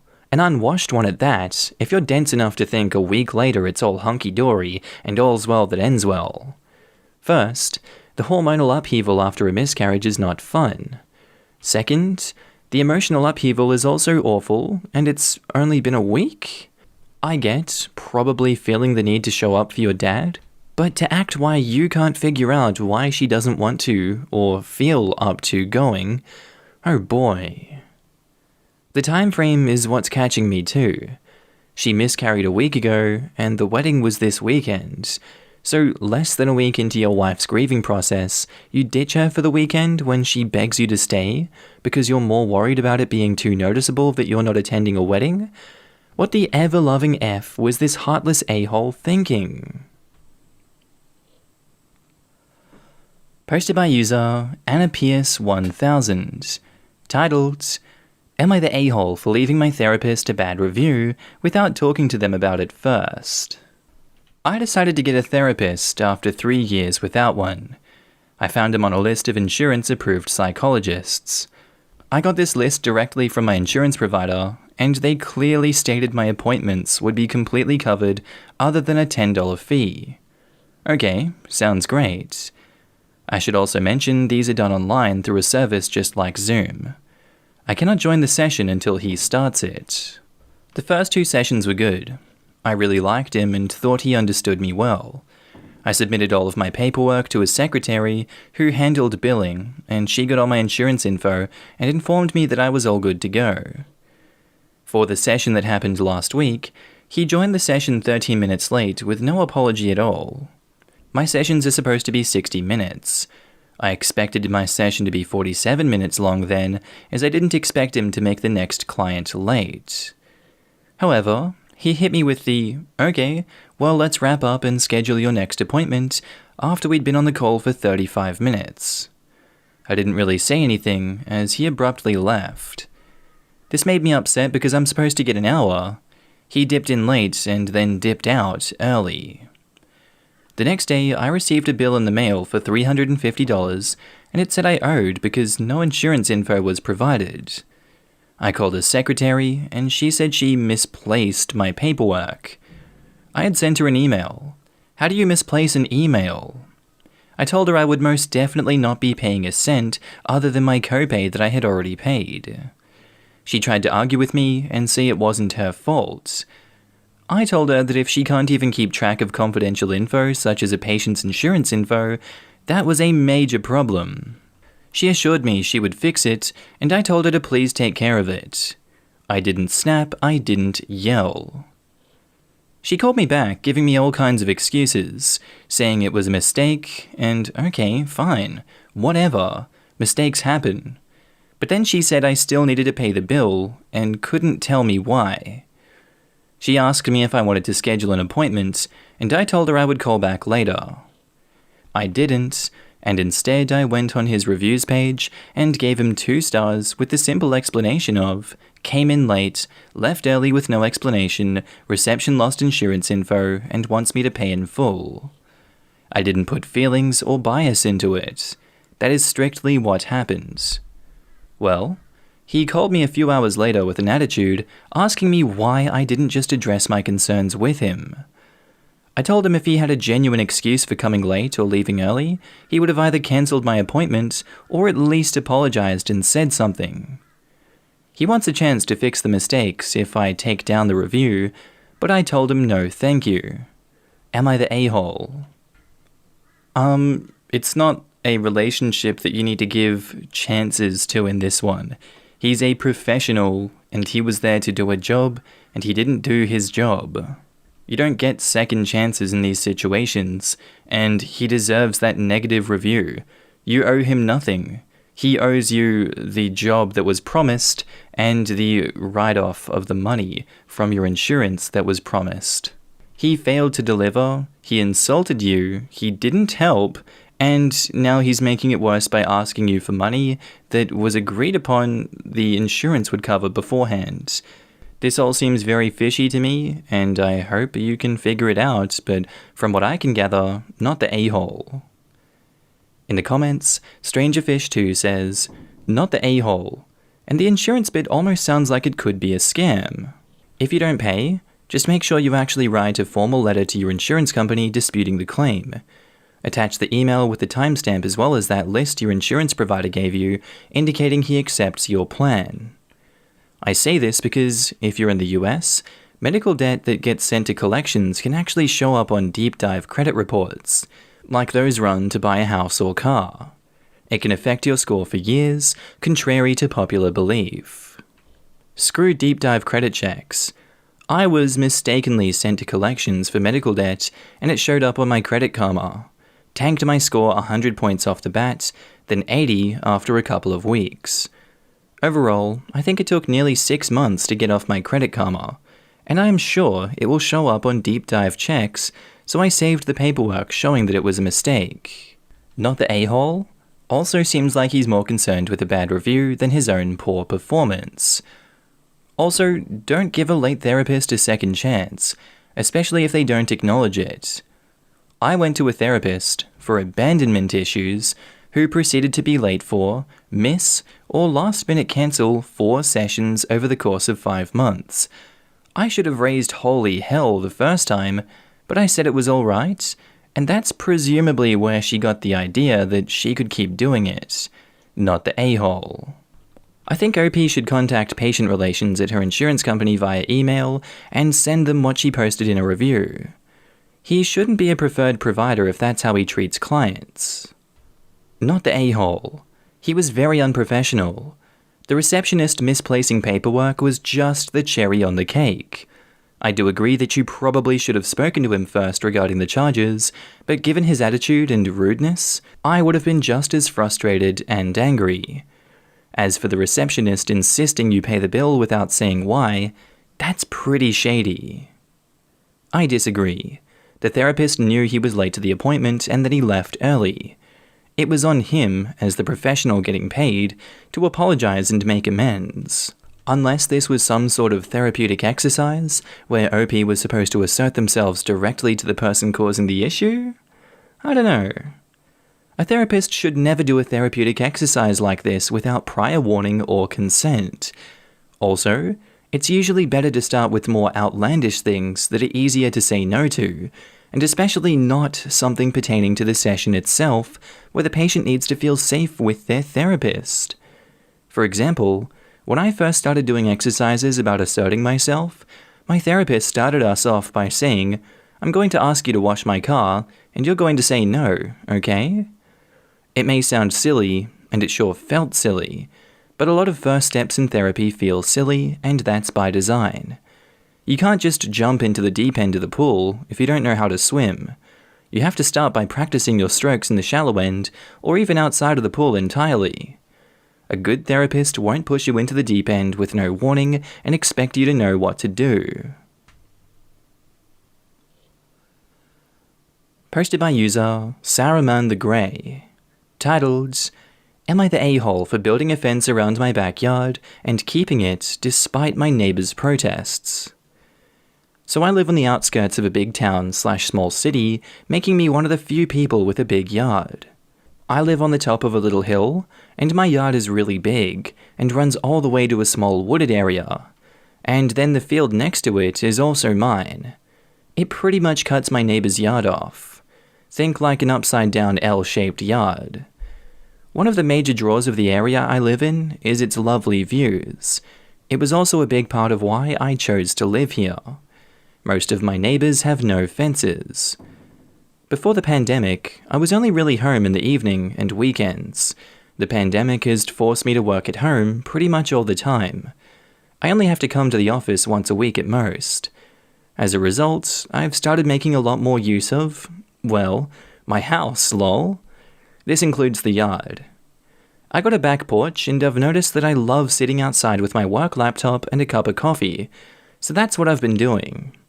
The problem is, because I was not home much, I barely do any gardening aside from cutting the grass, which means my yard, especially the portion at the back with the turn, is a perfect soccer field for the neighbors' kids. Especially my neighbors' kids are using it pretty much all the time. I even caught them dragging a goalpost into it. I went to talk to the neighbors, as I'm not happy with random people using my yard, and even less happy about not being able to work because of a horde of screaming kids in my yard, even if it isn't fenced. But I was met with the whole, "Kids will be kids. They don't have anything else to do for fun right now. Don't worry, you're not using it anyways." I told them I did not want them to use it regardless. But as you can guess by me writing this post, the kids kept using it. So I put up a big wooden fence, the pre-assembled ones, where you just got to put in the posts and drill in the big wooden panels. It was quite a lot of work, while only being able to ask 2 friends for help, but after a few days, I was done. My neighbors kept coming out to complain, begging me to remove it, etc., claiming they now didn't even have a view.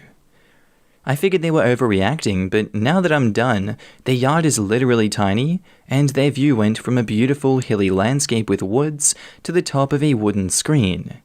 Meanwhile, my view is still the same. Their kids have since come over to ask to play in my yard, as have a ton of other neighborhood kids, as have their parents, who are angry their kids now have nowhere safe to play, and I'm starting to feel crappy. This is one of those really jumbled situations where it's kind of like who's going to pull the trigger first, but the only people holding a gun in this situation is you. And by people I mean persons, because it's you in this situation. Maybe they have a non-existent gun because if they get hurt on your property then they could fire some bullets at you and you'd be liable for damage, but I digress. I think a lot of people in this situation wouldn't put the fence up and they'd just continue to allow the kids to play in their yards while they themselves retreat inside to work. But legally and morally, I think it was the best thing to do to put that up, even though it screws your neighbors over. You have to look after yourself at the end of the day, and you owe these people nothing. They can absolutely get hurt on your property, they can damage your property.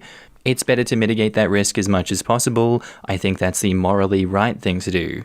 Maybe they're upset at you, yes. Their upset is founded, it's also not founded at the same time. I can understand where they're coming from, but you have the power in this situation, and again, you do have to look after yourself. So I'm going with not the a-hole. In the comments, HappyPanda2400 says, not the a-hole, and depending on where you live, you might be liable if someone gets hurt on your property. Not sure if I would be, as I never gave anyone permission to use it. But if I would be, that just gives me another reason. In many cases, you could still be liable, even though you've never ever given permission. Plus, even if you aren't liable, that doesn't mean that someone won't try to sue you, which is a headache, win or lose. In many jurisdictions, you'd essentially be giving constructive permission by being aware of the problems, yet not asserting your rights. Sometimes it's even possible to unintentionally create an easement, especially if it can be reasonably expected you knew the land was being used for public purposes. In my state, you'd be liable even if you didn't give permission. Smart move installing the fence. That is not a lesson one wants to learn the hard way. Not the a-hole. Your neighbors are acting like you're obligated for your yard to be a public park. Plus, they were obnoxious about it. Put up whatever kind of fence is allowed by country code. While I think OP should have absolutely fenced off their yard, I think it's going to be hard for OP to live there after also removing everyone's view. I suspect OP is going to be forced out soon. Sometimes being within your rights doesn't mean you aren't being a bad neighbor. This problem could very well have been solved with a simple see-through fence. They removed one person's view. The rest of the neighbors were just letting their kids play in OP's yard. OP gave them an opportunity to come to some kind of resolution. They refused and allowed their kids to keep using OP's property as their play area. They are the ones being bad neighbors, and OP is entitled to put whatever kind of fence they want in their yard. The neighbors should have taken this into consideration before disregarding OP. Yeah, the culture of the place is different than how OP wanted to live.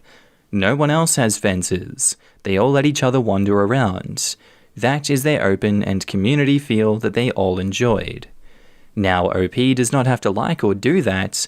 OP does not have to share. You never have to. But given that that was the culture of the place and what everyone else there considers normal, they likely aren't going to like OP for being the one person who wants a more individualistic approach and who blocked off views with a giant fence that cuts through the place, making things look different for everyone. OP may not be driven out, but they're unlikely to be popular. Some people legitimately don't mind, or even like the neighborhood kids running around free through all the grass.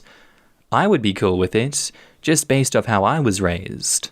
I know not everyone feels the same, and I don't hate OP for that, but I suspect that since OP living there has made the neighbours feel less good to everyone else from their point of view, they aren't going to be too happy, whether or not you consider those feelings fair, which I think is cultural. I'm seeing a lot of very capitalist and individualistic, this is mine and I don't have to share, cultural views here. Except, this is not true. OP didn't want a fence, and if they did, I imagine it would have been installed earlier than this. What they wanted was to be able to work from their backyard without kids playing and screaming on their property. OP went to the neighbours to try to work something out, and they refused to engage. The fence is the consequence of that. Being 100% open to whatever is not the only way to share. It seems OP was still willing to share, but needed to make new arrangements due to the pandemic. If it was integral to what the community wanted for access to OP's backyard not to be restricted, then maybe they should have talked to him. And Projectile says, not the a-hole. You asked them nicely to not have their children play there, as it was affecting your ability to get work done. They ignored your request, and their children continued to use your private property and disrupt your workday. To add, depending on where you live, if one of them got hurt on your property, you may be liable for some of their injuries.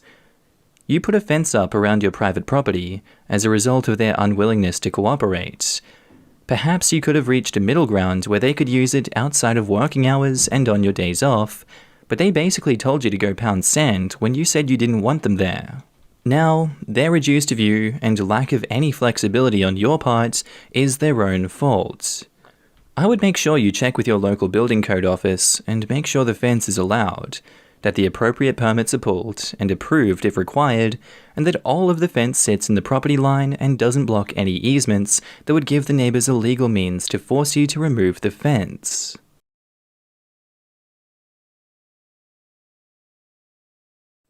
Posted by user, deleted, titled, Am I the a-hole for allowing my wife to be publicly humiliated? I love my wife. She's the best thing that ever happened to me. She's also not a super nice person and can be something of a bully. Her son got married recently and she hates the bride. No actual reason, just hates her.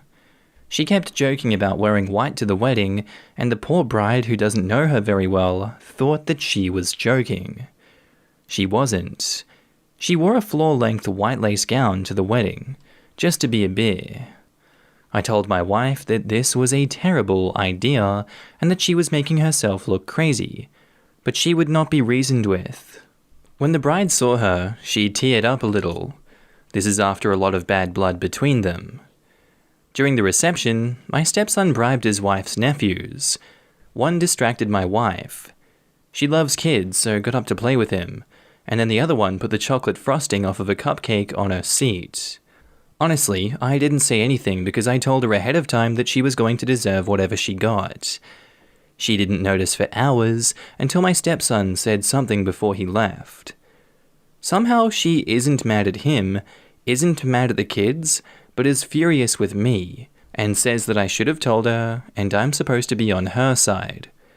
I thought this drama was over, but my stepson posted a picture of his wife on social media this morning, and the crap-looking stain is pretty clear in the background.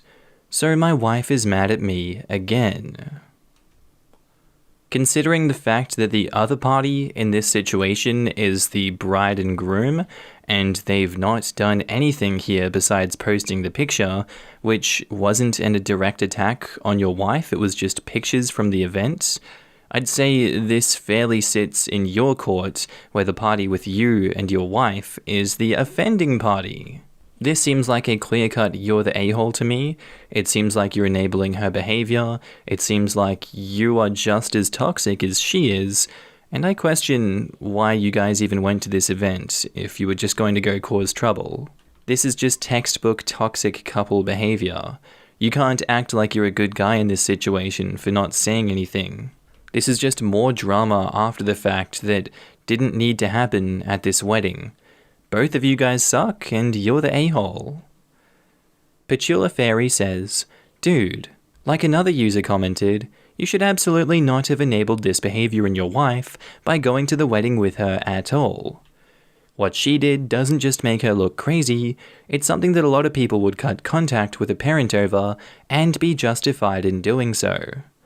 This woman needs therapy, and it sounds like you do too.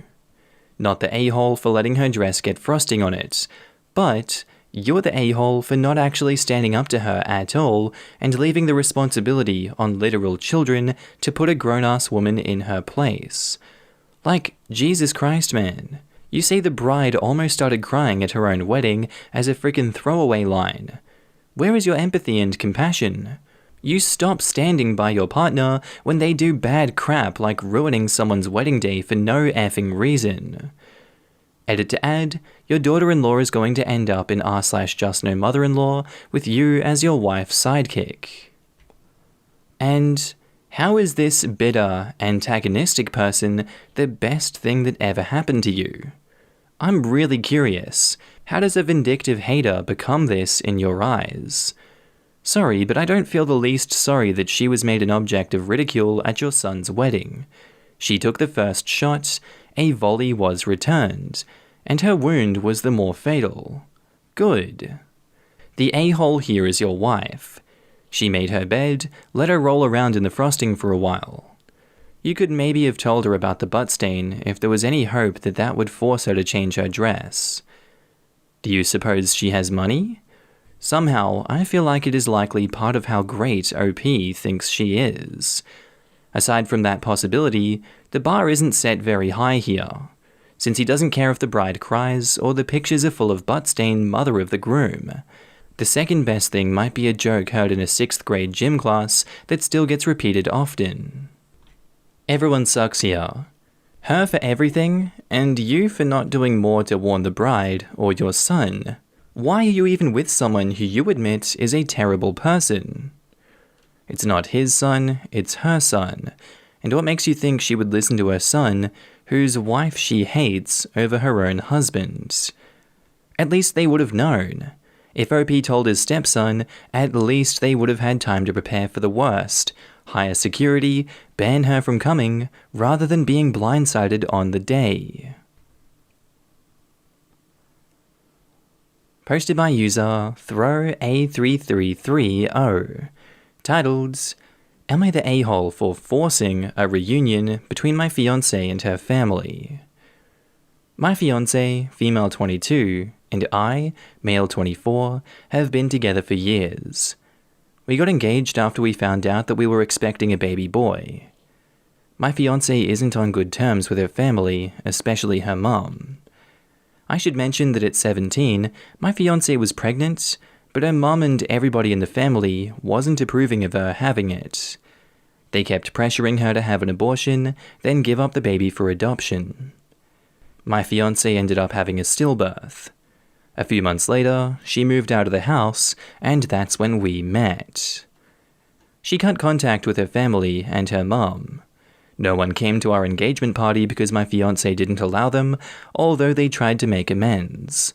She didn't let them visit after we had our baby, and despite the texts she received from them, she refused to let them see the baby. I tried to talk to her and see what was going on. She said that she fears they'll force her to give up the baby, but that's not true.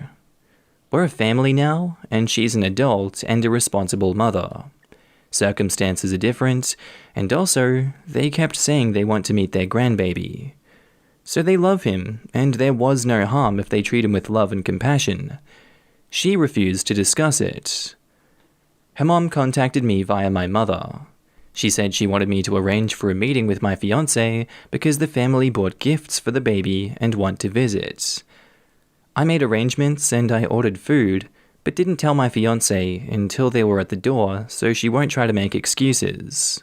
She saw her mum and family members at the door. She yelled when they tried to greet her and told them to leave before she called the police. I tried to calm her down, and that's when she said I was unbelievable for arranging this visit. She kept yelling at me after they left and said she no longer trusts me with the baby after I betrayed her by letting her family come over behind her back. I told her to just try to start over for the sake of our son, But she went on about her family being toxic, although they did all they could to reconcile. She's mad and isn't talking to me. She wants to go stay with a friend, saying I might invite her family again and cause her to stress out. But I just thought that was a huge overreaction because if that was me, I'd probably just let go of what happened and move on. I just wanted to say that I already spoke to her family. They said they were willing to do whatever to mend the relationship. They pointed out that our son deserves a relationship with his cousins because they want to see him as well as the rest of the family. I've seen the kids. They're innocent in this and they want to meet their cousin, which is one of the reasons why I think that my fiancé is not thinking ahead and letting her anger and resentment affect her decision-making. I suggested therapy, but she still won't accept it. OP has offered the following explanation for why they think they might be the a-hole. I don't think what I did was wrong. I'm just trying to bring the family together because our son needs all the support he can get. If they love their grandbaby and want to offer support, then why not have them as an extended family? This all didn't happen some mystical, magical 10, 20 years ago. These events happened 5 years ago to your fiancé when she got pregnant and her entire family pressured her to abort the baby, and then they, attacked her saying that if she gave the baby up, she should have to adopt it out. That's really not what you want to be surrounded by when you are needing support from your family. These people have shown that they're toxic pieces of crap and they don't deserve a place in your life. Just because you heard these words and chose to interpret them a different way to her, a completely illogical way, mind you, doesn't mean that her fears, her worries, her anxiety, her anxiousness, everything against her family is unfounded and you shouldn't listen to her. If she doesn't want therapy, she shouldn't have to go to it. If she doesn't want to see her family, if she doesn't want her kid to see that family, you should step up and, as her fiancé, support her, not continually try to knock her down for it. That's really not cool, and that makes you an asshole. So yeah, you're the a-hole for this one. Madeline Gumbo says, "You're the a-hole. Holy crap, what a massive betrayal.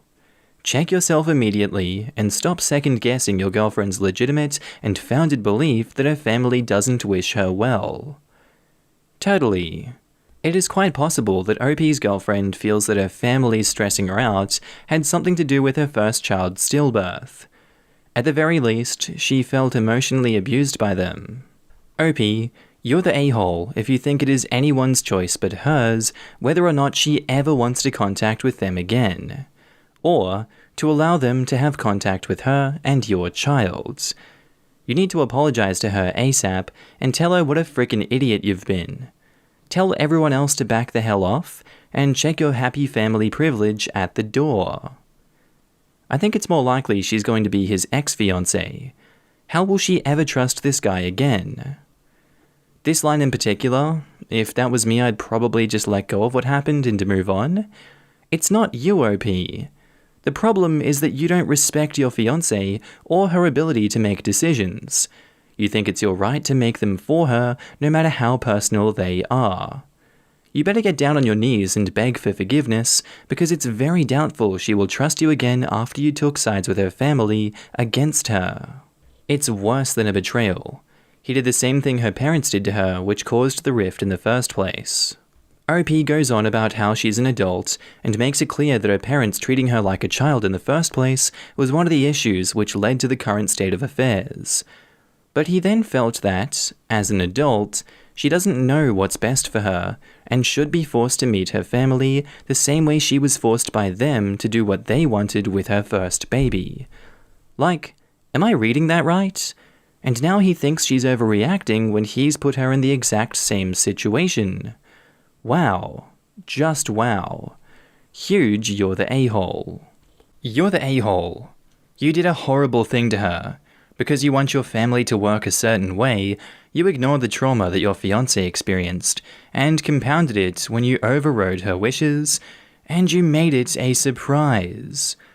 You did betray her, and why should she trust you not to ignore her feelings on this matter again, since you clearly don't see what you did was wrong? Let's break this down.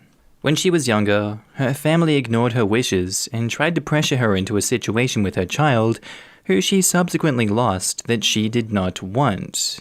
Now you, her fiancé, ignored her wishes and tried to pressure her into a situation involving her child and her family that she did not want. Notice any parallels there? At the same time, you seem to willfully ignore the past trauma she has experienced, instead choosing to tell her that her feelings aren't valid and her choices apparently don't matter to you at all.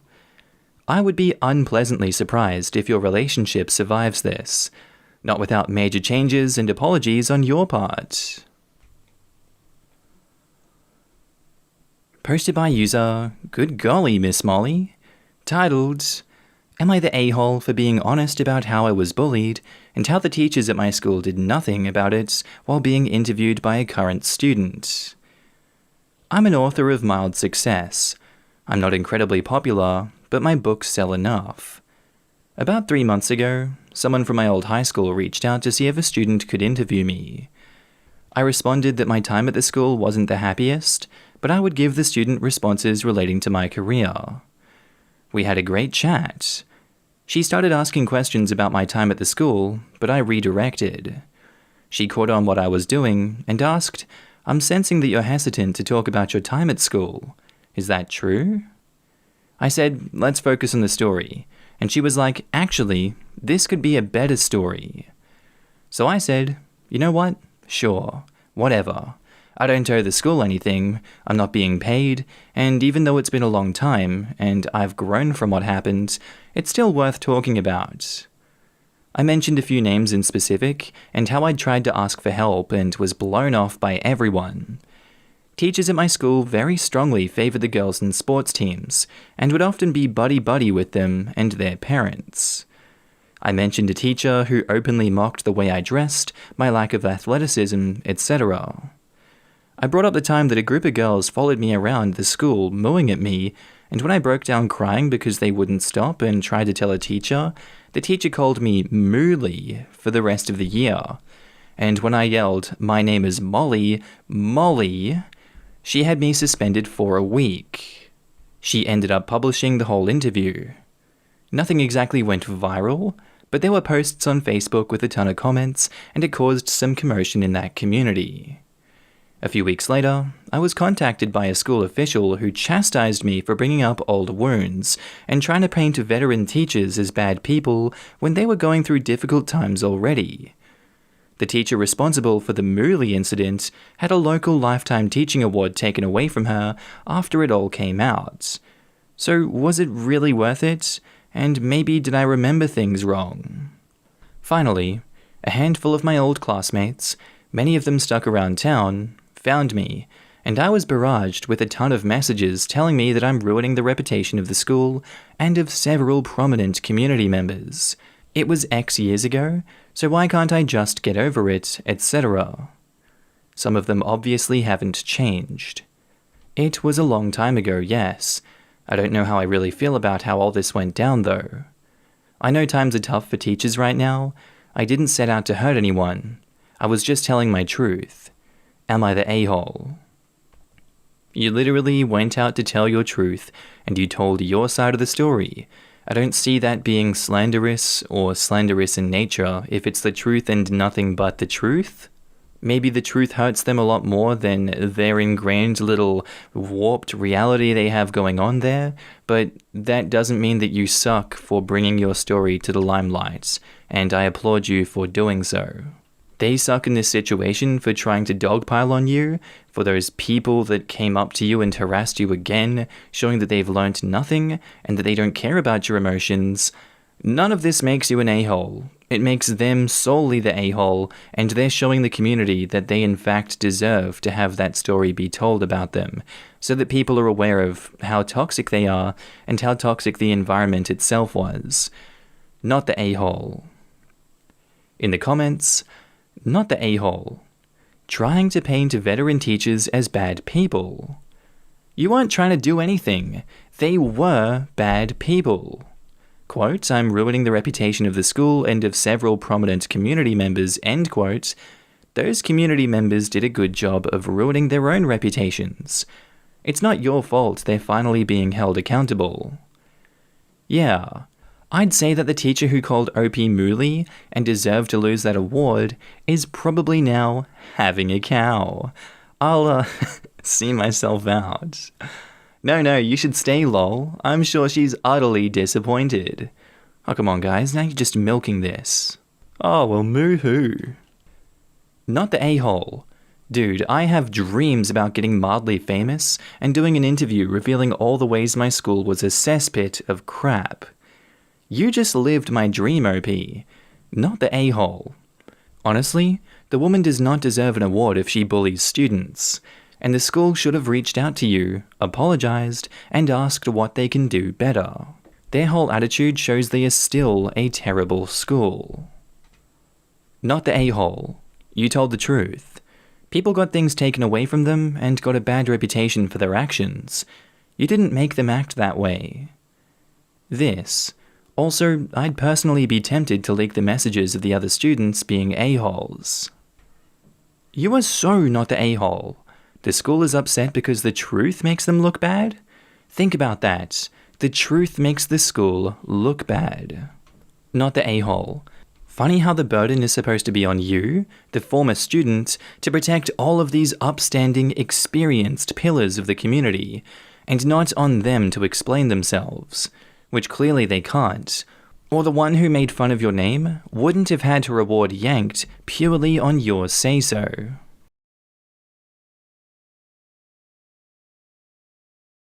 Posted by user Throwaway Sefdiff, titled, Am I the a-hole for pulling the "My husband is the CEO" card on a nurse?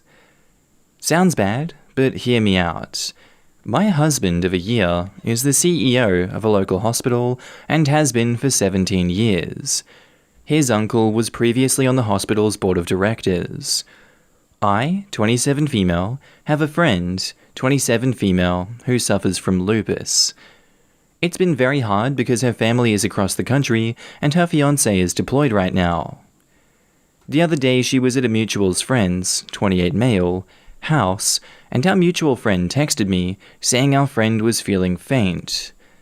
I go over to the house and not long after, my friend started having chest pain.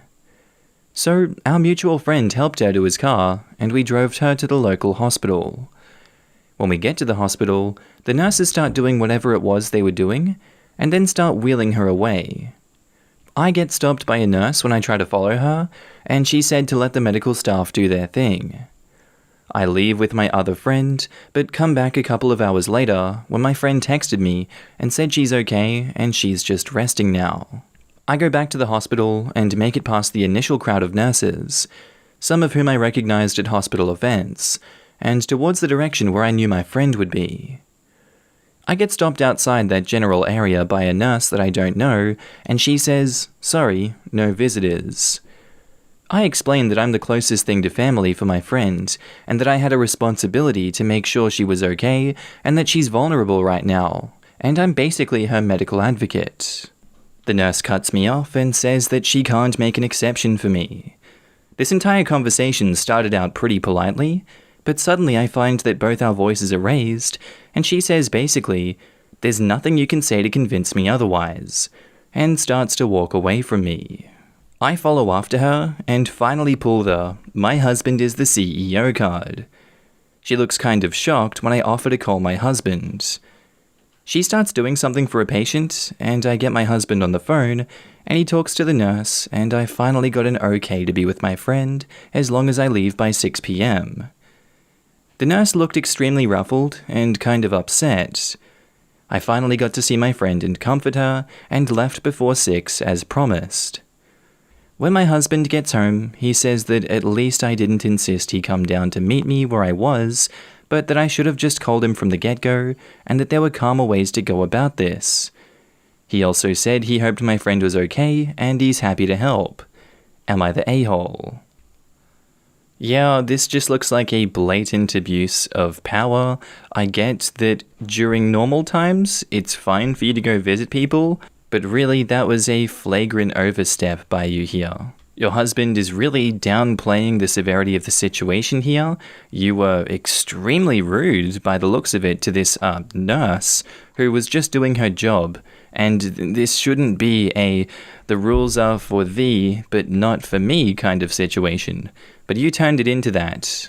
Other people would love to be with their loved ones in the hospital right now, but obviously we can't do that. And here you are, flaunting your power and showing that you have privileges that other people don't have. That's really heartless during a time like now, and you really should take a hard look at yourself and feel ashamed of yourself. You're the a-hole. In the comments, Yuki Daviji says, "You're the a-hole. There's a pandemic, and tons of hospitals aren't allowing visitors.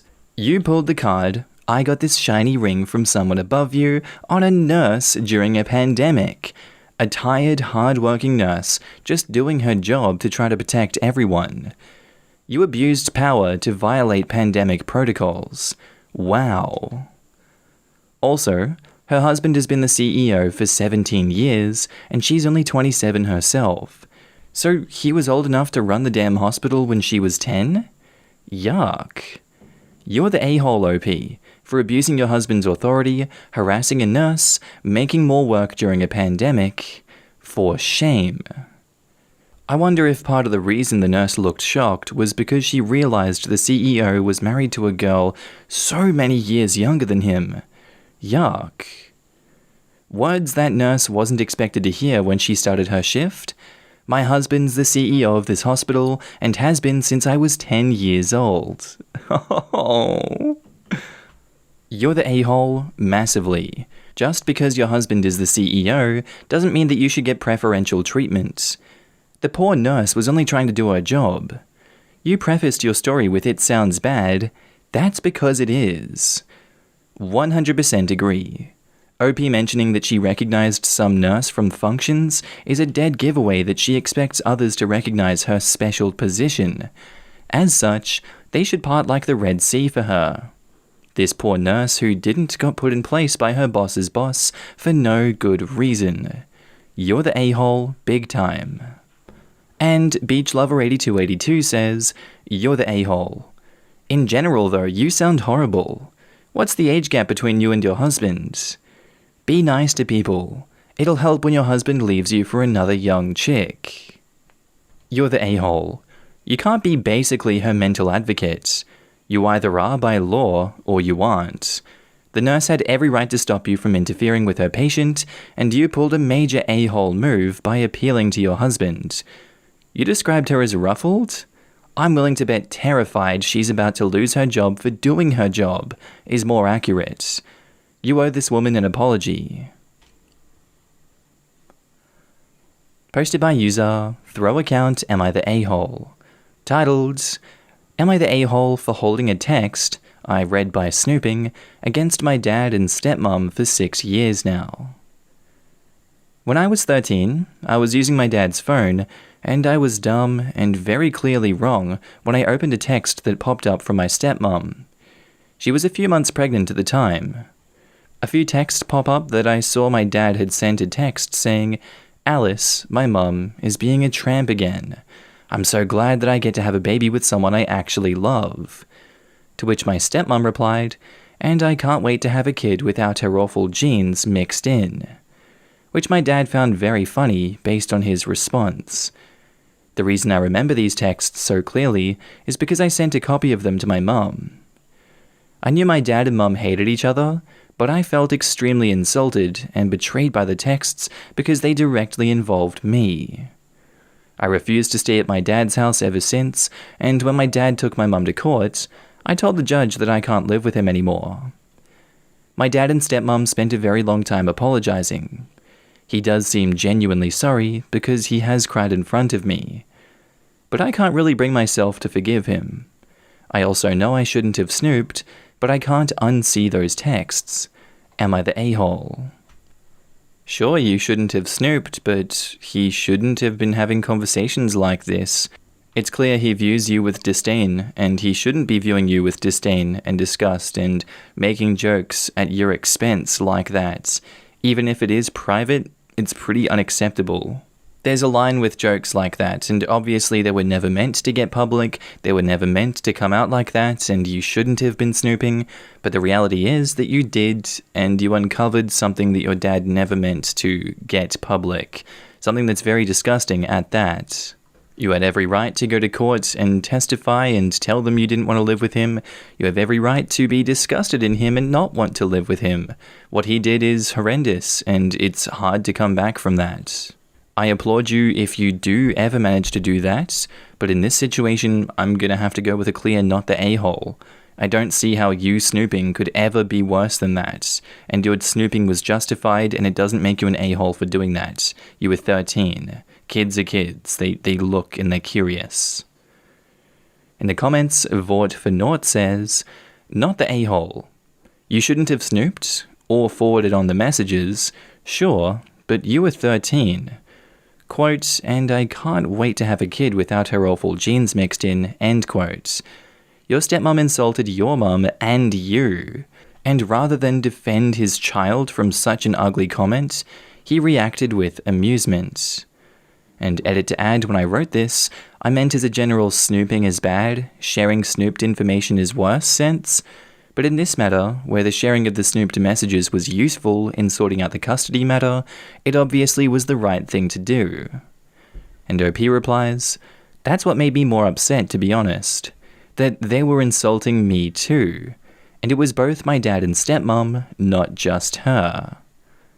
I completely get that, and I understand why that would have made you not want to stay with him anymore. You say he's apologized, but has he ever explained why he not only thought her comment was okay, but also why he thought it was funny? He said what they said was a big mistake and it was a bad joke, but it honestly ruined my feelings towards my dad. I no longer respect him as a parent. I don't even miss seeing him a lot less. My stepfather treats me like a daughter, and I'm okay with my family relationships as they are now. I would put money on it not being a joke to her. She might have framed it as one, but no decent person talks like that about their stepchild. And he should not have treated it as a joke. I'm glad you have a father figure who actually treats you the way you should treat a child. Also, there are currently a couple of other commenters saying that your snooping makes you most at fault, and you should get over what you read. Ignore them. You're not hurt because you read the texts, you're hurt by the content of those texts. And the adults who are meant to love you and care for you should not have said those hurtful things. You shouldn't have snooped, but what they said shouldn't have been there to find. She essentially declared her unborn baby superior to the OP by virtue of not having the OP's mother's awful genes. And the OP's father laughed it off rather than defending his child and making it clear that there would be no playing favorites. And honestly, what 13-year-old wouldn't snoop? That's pretty much normal behavior. My kid is 11, and I don't have anything on my phone that I wouldn't want my kid to see. If I did, I wouldn't let him use it. Not the a-hole. Not the a-hole. That's no way for a parent to talk about their child. As a mother, I would never indulge a partner at the expense of my child, even if I thought they'd never find out. That's inexcusable. For the record, you don't have crappy genes. You have a crappy stepmom. And with the whole someone I love so much, because presumably at one time they loved OP's mother so much. Just because a relationship goes sour doesn't mean you crap on your kids afterward. They're the innocents in it all. It's worse because have a child with someone I actually love is what he said, and that implies that when OP was born, he didn't love their mum. I don't know if that's what he meant, or if it meant he doesn't love her anymore, but I know how I'd read that at 13. Not the a-hole. He ruined his own relationship with you. It was a dick move for him to laugh. You were 13, and a little snooping can be excused. Don't feel bad about it. You learned how they really saw you, and got out of spending time with someone who also talks about you like that. You were 13. They were grown adults. They should have known better. It wouldn't hurt for you to ask him why he didn't defend you, why he allowed her to insult you, but you don't have to. Info. Did stepmom have anything to do with the divorce? And OP replies, No, I don't think she caused the divorce. I actually thought she was a pretty decent person. It's kind of sad because her child, my half-sibling, passed away at 2 years old. But I don't think I should automatically pretend to be okay with everything because of a child's death. You don't have to pretend to be okay with it. More info. Were they immediately apologetic? Why did your dad take your mother to court for custody? Did the apologies increase after their child's death? Yeah, they apologized immediately. But I stopped going over to their house, and my dad took my mum to court to force me to visit. But I made my wishes clear, and the new custody schedule allowed me to see my dad a lot less at my grandparents' home instead. My dad has regularly tried to keep in touch over the years, but I don't doubt that my brother's death makes him feel worse about not having a good relationship with me. I feel pretty guilty about that. Posted by user GlitteringPost6600. Titled, Am I the a-hole for telling my husband and his family to suck it up when they complained about my daughter's wedding? I won't complicate this. I have a daughter, Kara, who is not my biological daughter, nor was she my legal daughter until she reached the age of 18, when she asked me to adopt her as an adult. I married my husband when she was 14, and together we have 2 children. Kara gets along okay with my husband, but admittedly, her upbringing means she was maybe not as able to bond with a father figure as she was with a mother figure, and her age was also a factor. Regardless, everyone gets along, and I think that is the best you expect when you have someone who went through as much as she did at a young age. Kara is engaged, and came to me recently and told me she would like to walk with me down the aisle and do a dance with me while her fiancé dances with his mom. She told me she didn't know how to ask for that without hurting my husband. I also told her that he would understand, and I would be honored to do it. I didn't expect my husband and his parents to take offense, but they believed that she snubbed my husband and is making it seem like he's nothing.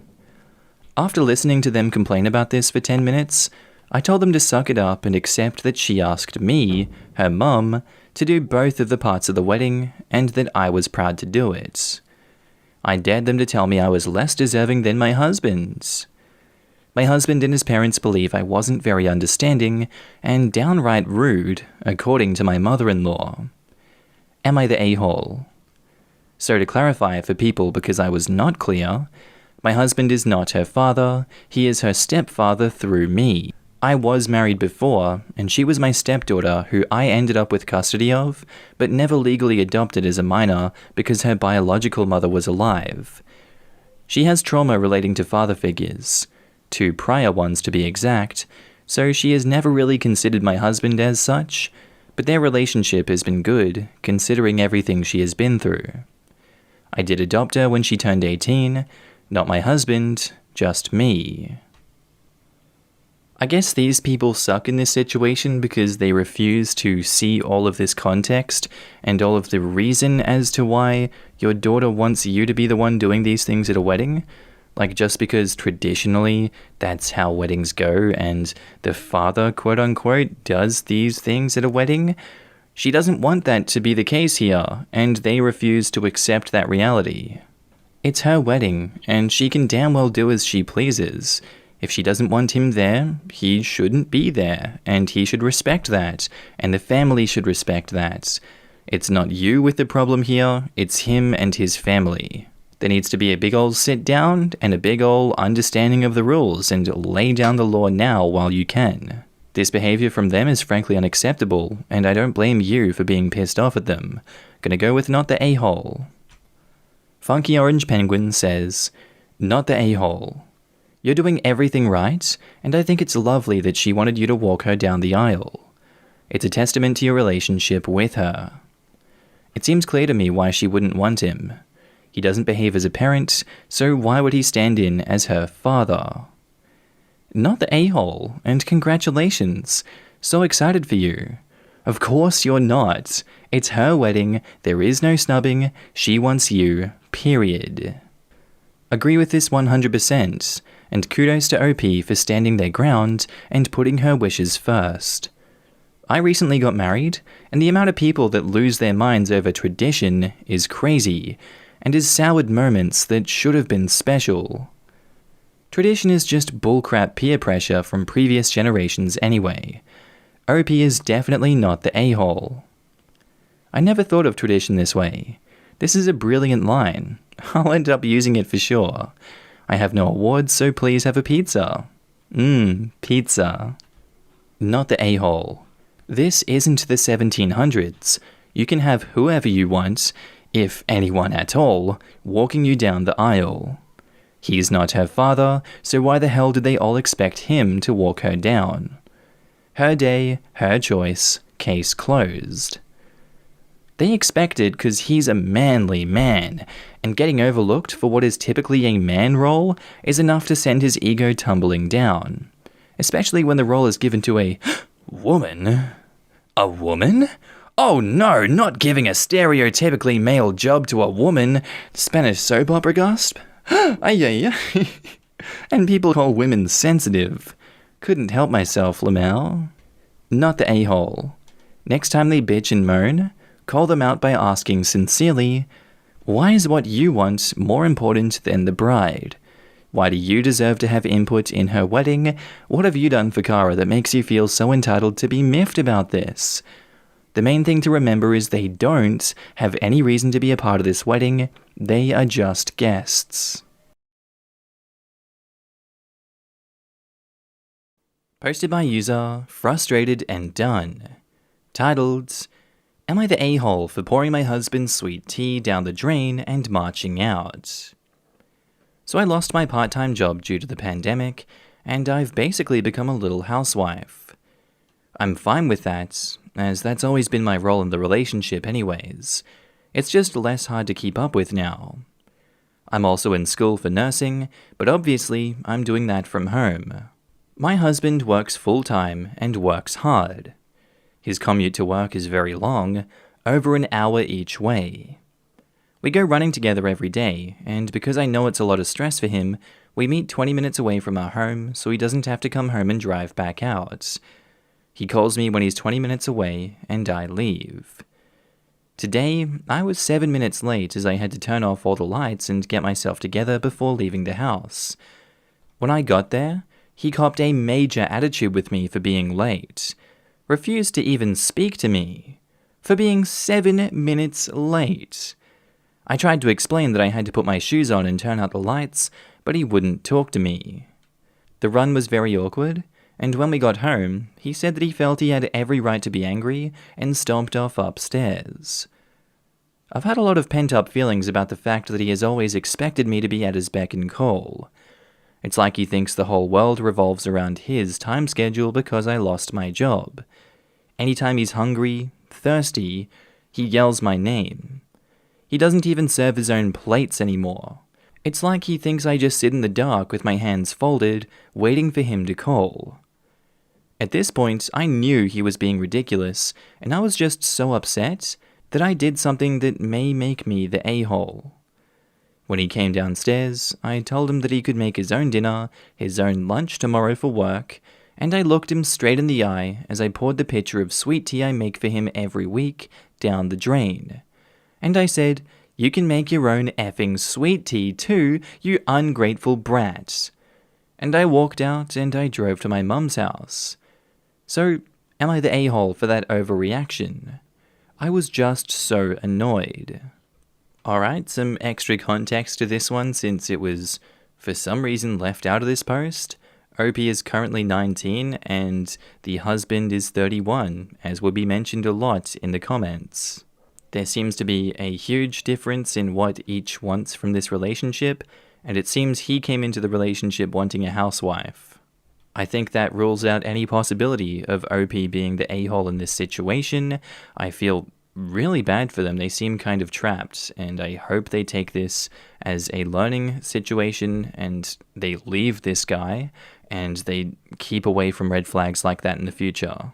There's more out there for you. You are not the a-hole, and I hope you're okay. In the comments, Ancient Transition 4 says, "Not the a-hole. OP, it is not normal for a 31-year-old to date a 19-year-old, and now he expects you to be a housewife at 19. Please look for another job and run. This situation has so much potential for you to become his abuse victim. He's already verbally abusing you. Yeah, I was basically thinking, no a-holes here. You know, it's a pandemic. People get stressed, etc., until I got to the part where he orders her around on the regular, and then to find out she's 19 and he's 31? I'm 26, and I think 22-year-olds are a bit immature for me. Not the a-hole, but I do have questions. Info. What happens if you leave the lights on? He gets annoyed at me for wasting money, and very passive-aggressively shows me how to turn off light switches. I just try to avoid the headache beforehand. Yup, as I thought. You don't do it for yourself. You do it to avoid conflict. He's controlling you. He doesn't, yell at me or anything. He just is really annoying with it and treats me like a child, and goes, "Do you see this switch? You flip it off, so the light turns off, so we save money." And then demonstrates it over and over. It just gets under my skin. This is undeniably abusive behavior. If you think that abuse necessarily involves yelling or physical force, you're incorrect. His abuse is more subtle than that, and because it is subtle, it's easier for you to normalize it, to perceive the abuse as within the spectrum of normal behavior, and thereby accept it. He is shaming you, and using that shame to control you. Emotional abuse is more often insidious than physical abuse precisely because it doesn't immediately register as abuse, and so people put up with it. And if you continue to accept it and normalize it, the abuse will only get worse over time. It will not get better, it will not stay the same, it will get worse, it always does. You clearly have the strength of character to resist, and you left. You broke the cycle. Please, for your sake, don't go back. Get some professional counseling so that you understand more completely what is going on in your relationship and how to safely end it. Because the relationship you have now is very, very bad for you. It's toxic to your long-term emotional health and well-being. Edit. I read all the comments, and people are saying everyone sucks here and not recognizing emotional abuse when they hear about it. It's too subtle for them, perhaps, but they are wrong nonetheless. And Rosie06B says, "Okay, so there's a lot here. Girl, you're 19. You and this man are not equals. He thinks of you more as a maid than as a partner, and that's not going to change. You've got a whole life to live, and you can't limit yourself to serving an older man who doesn't care about you forever. Leave. Find a job, even a crappy one for now. Find local food pantries. If you can't afford a cheap place right now, try to stay with friends. You are worth so much more than this. Nothing wrong with being a housewife, but only in a fair partnership, which this is clearly not. Go live your life, not the a-hole." Posted by user Throwawayness, titled, "Am I the a-hole for refusing to buy my daughter new sheets and blankets? My 55 male, daughter 16, has some perfectly good bed sheets and blankets. My girlfriend, who I am engaged to, has started the process moving to my house. She has a 14-year-old son and a 21-year-old daughter. Her 21-year-old daughter will only be staying over sometimes on weekends, but the rest of the time she's away at college. However, this weekend, she drove to our home from her college campus because she wanted to see her mom's new house. She initially was just going to stay for the afternoon, but the afternoon turned into night, and her mum didn't want her to make the hour-long drive back to campus when it was dark out. Her brother's room was all set up, but the room that we're converting from a guest bedroom to her bedroom when she stays over is still under renovation, because my girlfriend's daughter is still looking over restoration hardware catalogs and can't decide how she's going to decorate it. She goes into the guest bedroom and says the bed does not look comfortable and she'd rather sleep on a couch. My girlfriend says to her daughter that she will not be sleeping on a couch. My daughter was at my mum's house for the weekend, and she has a pretty comfortable bed, so I offered that bed up to my soon-to-be stepdaughter. She spends the rest of the night in the room and goes back to college in the morning. Oh my god, apologies for what's coming next. If you're sensitive to things that are gross, you may want to skip to story 3. My daughter calls me into her room today and shows me the bloodstains over her sheets and also on her blanket. My daughter angrily says the blood is still wet in some areas. My girlfriend comes in and says, "Oh, yep, I can smell it from here. I think I know what's going on." She shakes her head and says that her daughter hates wearing bottoms to bed, and that includes during her period. She apologizes to my daughter and says she'll speak to her daughter about it and leaves the room. My daughter says that this will be impossible to get out of white sheets and her blanket, and said she always sleeps with a towel when she's on her period. I tell my daughter that we shouldn't let our tempers run wild here, and that she's done laundry before so she can do it again, and that her soon-to-be stepsister is family now, so there's nothing gross about it. Okay, enabler. My daughter asked me to take her to Bed Bath & Beyond for new sheets. I didn't get why she was so grossed out because she was also a girl, and I assumed desensitized to period blood. She also personally wiped up her mother's vomit and blood when she was sick, so I didn't get why she couldn't clean her sheets just this once. So I told her to just let it go, and that I wasn't asking my girlfriend's daughter to come back just to do laundry, but when she stays over, she'll probably have her set of chores too. Am I the a-hole? This was so disgusting that I had to read forward and issue you guys with a warning beforehand. I'm so disgusted in both of the parents in this situation. The mother of this girl just says, "Oh, yep, take a good whiff of that, I know what that is." And I'm also not going to help you out. I'm just going to say, yeah, she likes to sleep without her bottoms in other people's beds and get her period blood everywhere. And I'd like to give her the benefit of the doubt that she didn't know she was going to be on her period. But that's just absolutely disrespectful to do in someone else's bed. Sleeping without your pants on in the first place in someone else's bed. Dear God, the level of disrespect is just multi-layered that Lucifer is jealous because there's not even that many layers of hell.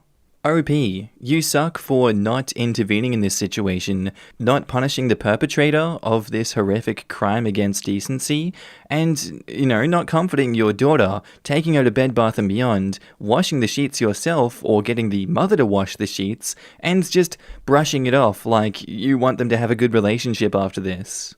But there is no attempt at, making the situation right. You're just like, yep, that's disgusting.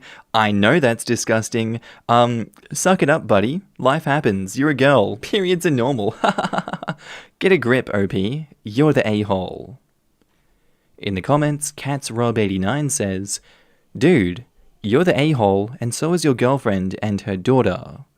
No one is okay with finding someone else's wet menstrual discharge in their bed. You, your girlfriend, and her daughter need to work together to make this right with your daughter by apologizing and getting her new sheets." Have a read of some other threads on here about parents dragging their kids into new blended families, ignoring their very valid concerns about that process, and letting their new partner and new partner's children get away with outrageous behavior to the disbenefit of their own children. Read about how that destroys their relationship with those children, and think about whether you want it to happen to you. You're a dude, and you jizz out of your pee-pee. Does that mean you're desensitized to the same bodily fluids produced by others and left in your bed? You made her clean it up? How the hell is that not your girlfriend's daughter's problem? Just to confirm, you're the a-hole. This, OP, your girlfriend's daughter, your girlfriend, and you don't just owe your daughter a new set of sheets.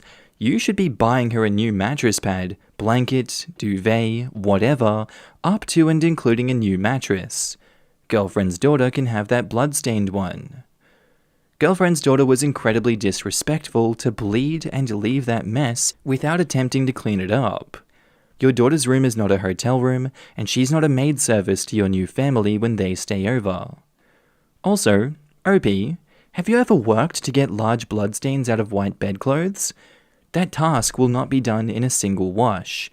The stain could be a near-permanent reminder that your daughter's private room was used without her permission, and that you and your new family are comfortable stomping all over any boundary. It's not just the mess. It's the violation that she experienced in this situation. Go get the bed stuffs now and apologize to your daughter. You're the a-hole. Posted by user Throwaway Haiti. Titled, Am I the a-hole for snapping at my restaurant manager for complaining about my wife? My 50 male dad just passed away, and as a result, I've inherited his set of businesses in the food and hospitality industry. I also recently got married, and unfortunately I feel like among my staff, there's been some hostility towards my wife. My cousin's son, who interned with me over the summer, told me he heard over the grapevine that employees would often say that my parents were wonderful, generous people, and that they loved my parents, they liked me, but they hated my new wife, and have called her not a good person multiple times. One of our family's business is a local boutique hotel. The restaurant there functions really well for people needing a meeting space. My wife is from Europe, where most of her family is, and doesn't work, so most of her social life is structured around mum groups at the preschool that our son attends. She and her group of friends haven't gotten together in a long time, and were thinking of getting together to plan a spring event for the preschool. She's been upset about how busy I've been, settling my dad's remaining legal affairs, so I told her what's mine is hers, and to feel free to invite her friends over and treat them. I was gone for the weekend, and it turns out she invited her friends to the restaurant at the hotel after it closed, and asked the employees who were there to help her in serving drinks and desserts. More friends came than she expected, so she needed some extra help, but mostly she was the one doing all the hosting. After her mum's friends left, she was pulled aside by the manager and a few stray waiters and witnesses who were still there. The manager said that he believed that the waitstaff deserved a tip for staying. My wife disagreed, saying that she didn't ask for all of them to stay, and that in Europe, no waiters would ever pull someone aside to demand a tip, and yelled at them for being rude, and said that they'd be hearing from me. When I came into work on Monday, the manager asked to talk to me and said he assumed my wife told me. My wife was asleep when I got in on Sunday, and still asleep when I went to work. He relayed the whole incident and said he stands by his decision to demand a tip alongside the rest of the staff who stayed after. He said he'd worked here for 35 years, and that if this was another customer, he'd think twice about letting them come in ever again. I think his long history with my parents emboldens him, but I was furious in the moment about him implying that he would ban my wife from the restaurant we owned. I snapped in the moment and said I would not tolerate him or the staff ambushing my wife like that ever again, nor him trying to ban my wife from a place that is hers. I reminded him that my wife culturally isn't used to tipping, and that I'd talk to her but wouldn't tolerate this disrespect. Am I the a-hole? OP has offered the following explanation for why they think they might be the a-hole.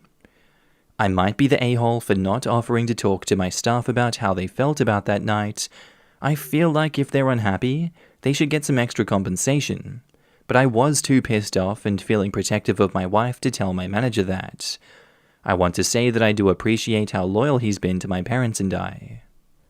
If you appreciate that loyalty and you think he's a good guy, don't you think that you shouldn't be protecting your wife in this instance, and that it's clear that he knows better because he's been in this industry for 35 years? Don't you feel like the cards are stacked against you and there's an insurmountable amount of evidence here to prove that you guys are the assholes in this situation? I don't know. I'd be pissed off if I was this manager too, and rightfully so. I'm gonna go for the worst case situation here and think that she gave them no warning ahead of time. She got them to stay in after the restaurant was supposed to close, and that would have pissed them off because they've got families, they've got lives too, yet they're being held back to work an extra few hours probably because all of these people turned up to cater an event that was not talked about beforehand. What's the bet they didn't get overtime for this, and what's the bet they didn't get tips? I think it's well known worldwide that tips for events like this are very much appreciated. This is just my 2 cents on this situation, and obviously take it with a grain of salt, but I cannot blame them for being pissed off. You have absolutely no right to be this protective of your wife and blow up like you did. I would be very understanding if that guy just up and leaves that place and finds somewhere that actually treats him better. OP, you're the a-hole. Demonic Symphony says, you're the a-hole. Your wife made them work after closing with no pay. That's freaking illegal, dude. Pay your employees for your wife's F-up and apologize. And probably have her apologize too. Yeah. In Europe, waitstaff get a real living wage, so tips aren't customary. However, in the US, waitstaff get next to nothing and survive on the tips. OP owes his manager and the staff an apology. Further, OP needs to educate his wife about US practices and customs. I don't think this is an ignorance problem.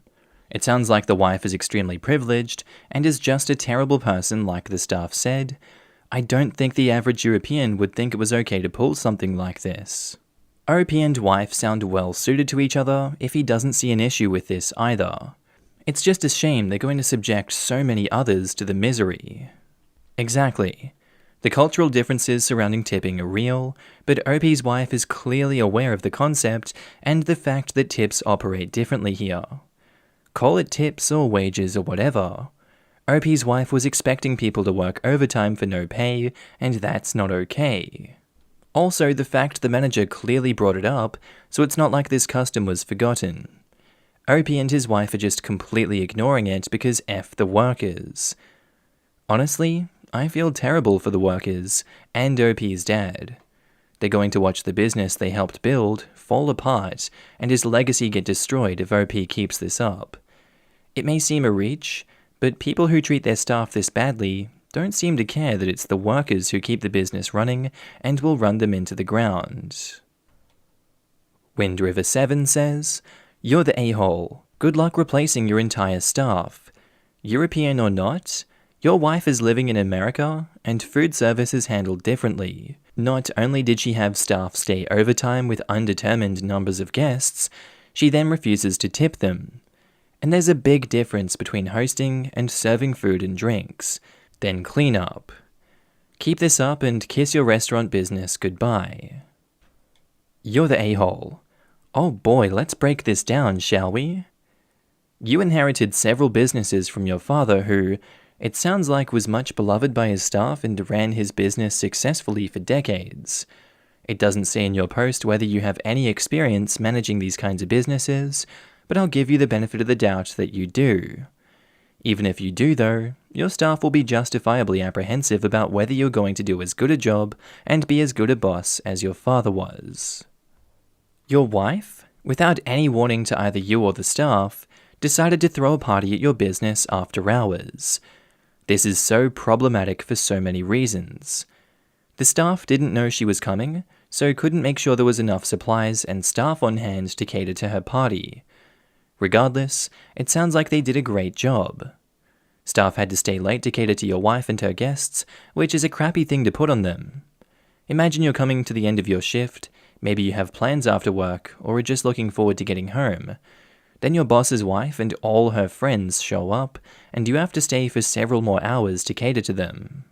Not only did your wife put your staff in a crappy position, she didn't even leave them an effing tip, which is honestly disgusting behavior. Her excuse that people in Europe don't tip is BS. She isn't in Europe, and these are your staff whom she is screwing with. They went above and beyond their required work duties to ensure that she and her friends had a decent time, and then weren't even compensated for that effort. Even if she didn't think to leave a tip, when the manager raised the issue with her, she should have remembered that she's no longer in Europe and acted accordingly. Instead, she yelled at them. Your manager did the right thing by bringing this issue to your attention. He's been in the business for 35 years and absolutely knows the staff and how it works better than you do. He brought a serious concern to your attention, presented a solution, and your response was to snap at him for disrespecting your wife. Sorry, but did you somehow completely miss the utter disrespect your wife showed to this man and your staff? It's no secret that the restaurant and hospitality industries have been hit particularly hard by the pandemic. That the business you have inherited seems to still be doing well is a testament to your father's hard work and also to the wonderful job your staff have been doing. In one single event, you have disrespected your father, his legacy, and the business relationships he cultivated over 35 years. I would not at all be surprised if your staff starts to look elsewhere, and your business starts to go downhill after this. Company culture is so important, especially in the hospitality industry, where customer experience is directly impacted by how happy your employees are to work for you.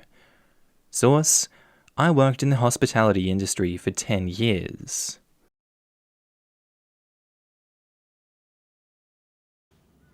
G'day there guys, and that's the end of today's episode. I do hope you enjoyed it and were entertained by today's bloody good content. As always, I want to do a quick shout out and a thank you to all my channel members and Patreon subscribers. Your beautiful faces and names will be up on screen right now. Haven't forgot about you guys, sorry I was taking a little break there. So yeah, if you see yourself, give yourself a pat on the back. If you want to be on this screen, there's links down to the description below where you can sign up and help support the channel and all future projects that I'm going to be doing on this one. With all that said, I hope you guys have an amazing day, night, sleep, whatever you're up to. I'll see you in the next episode, and I do hope you enjoy it. Thank you.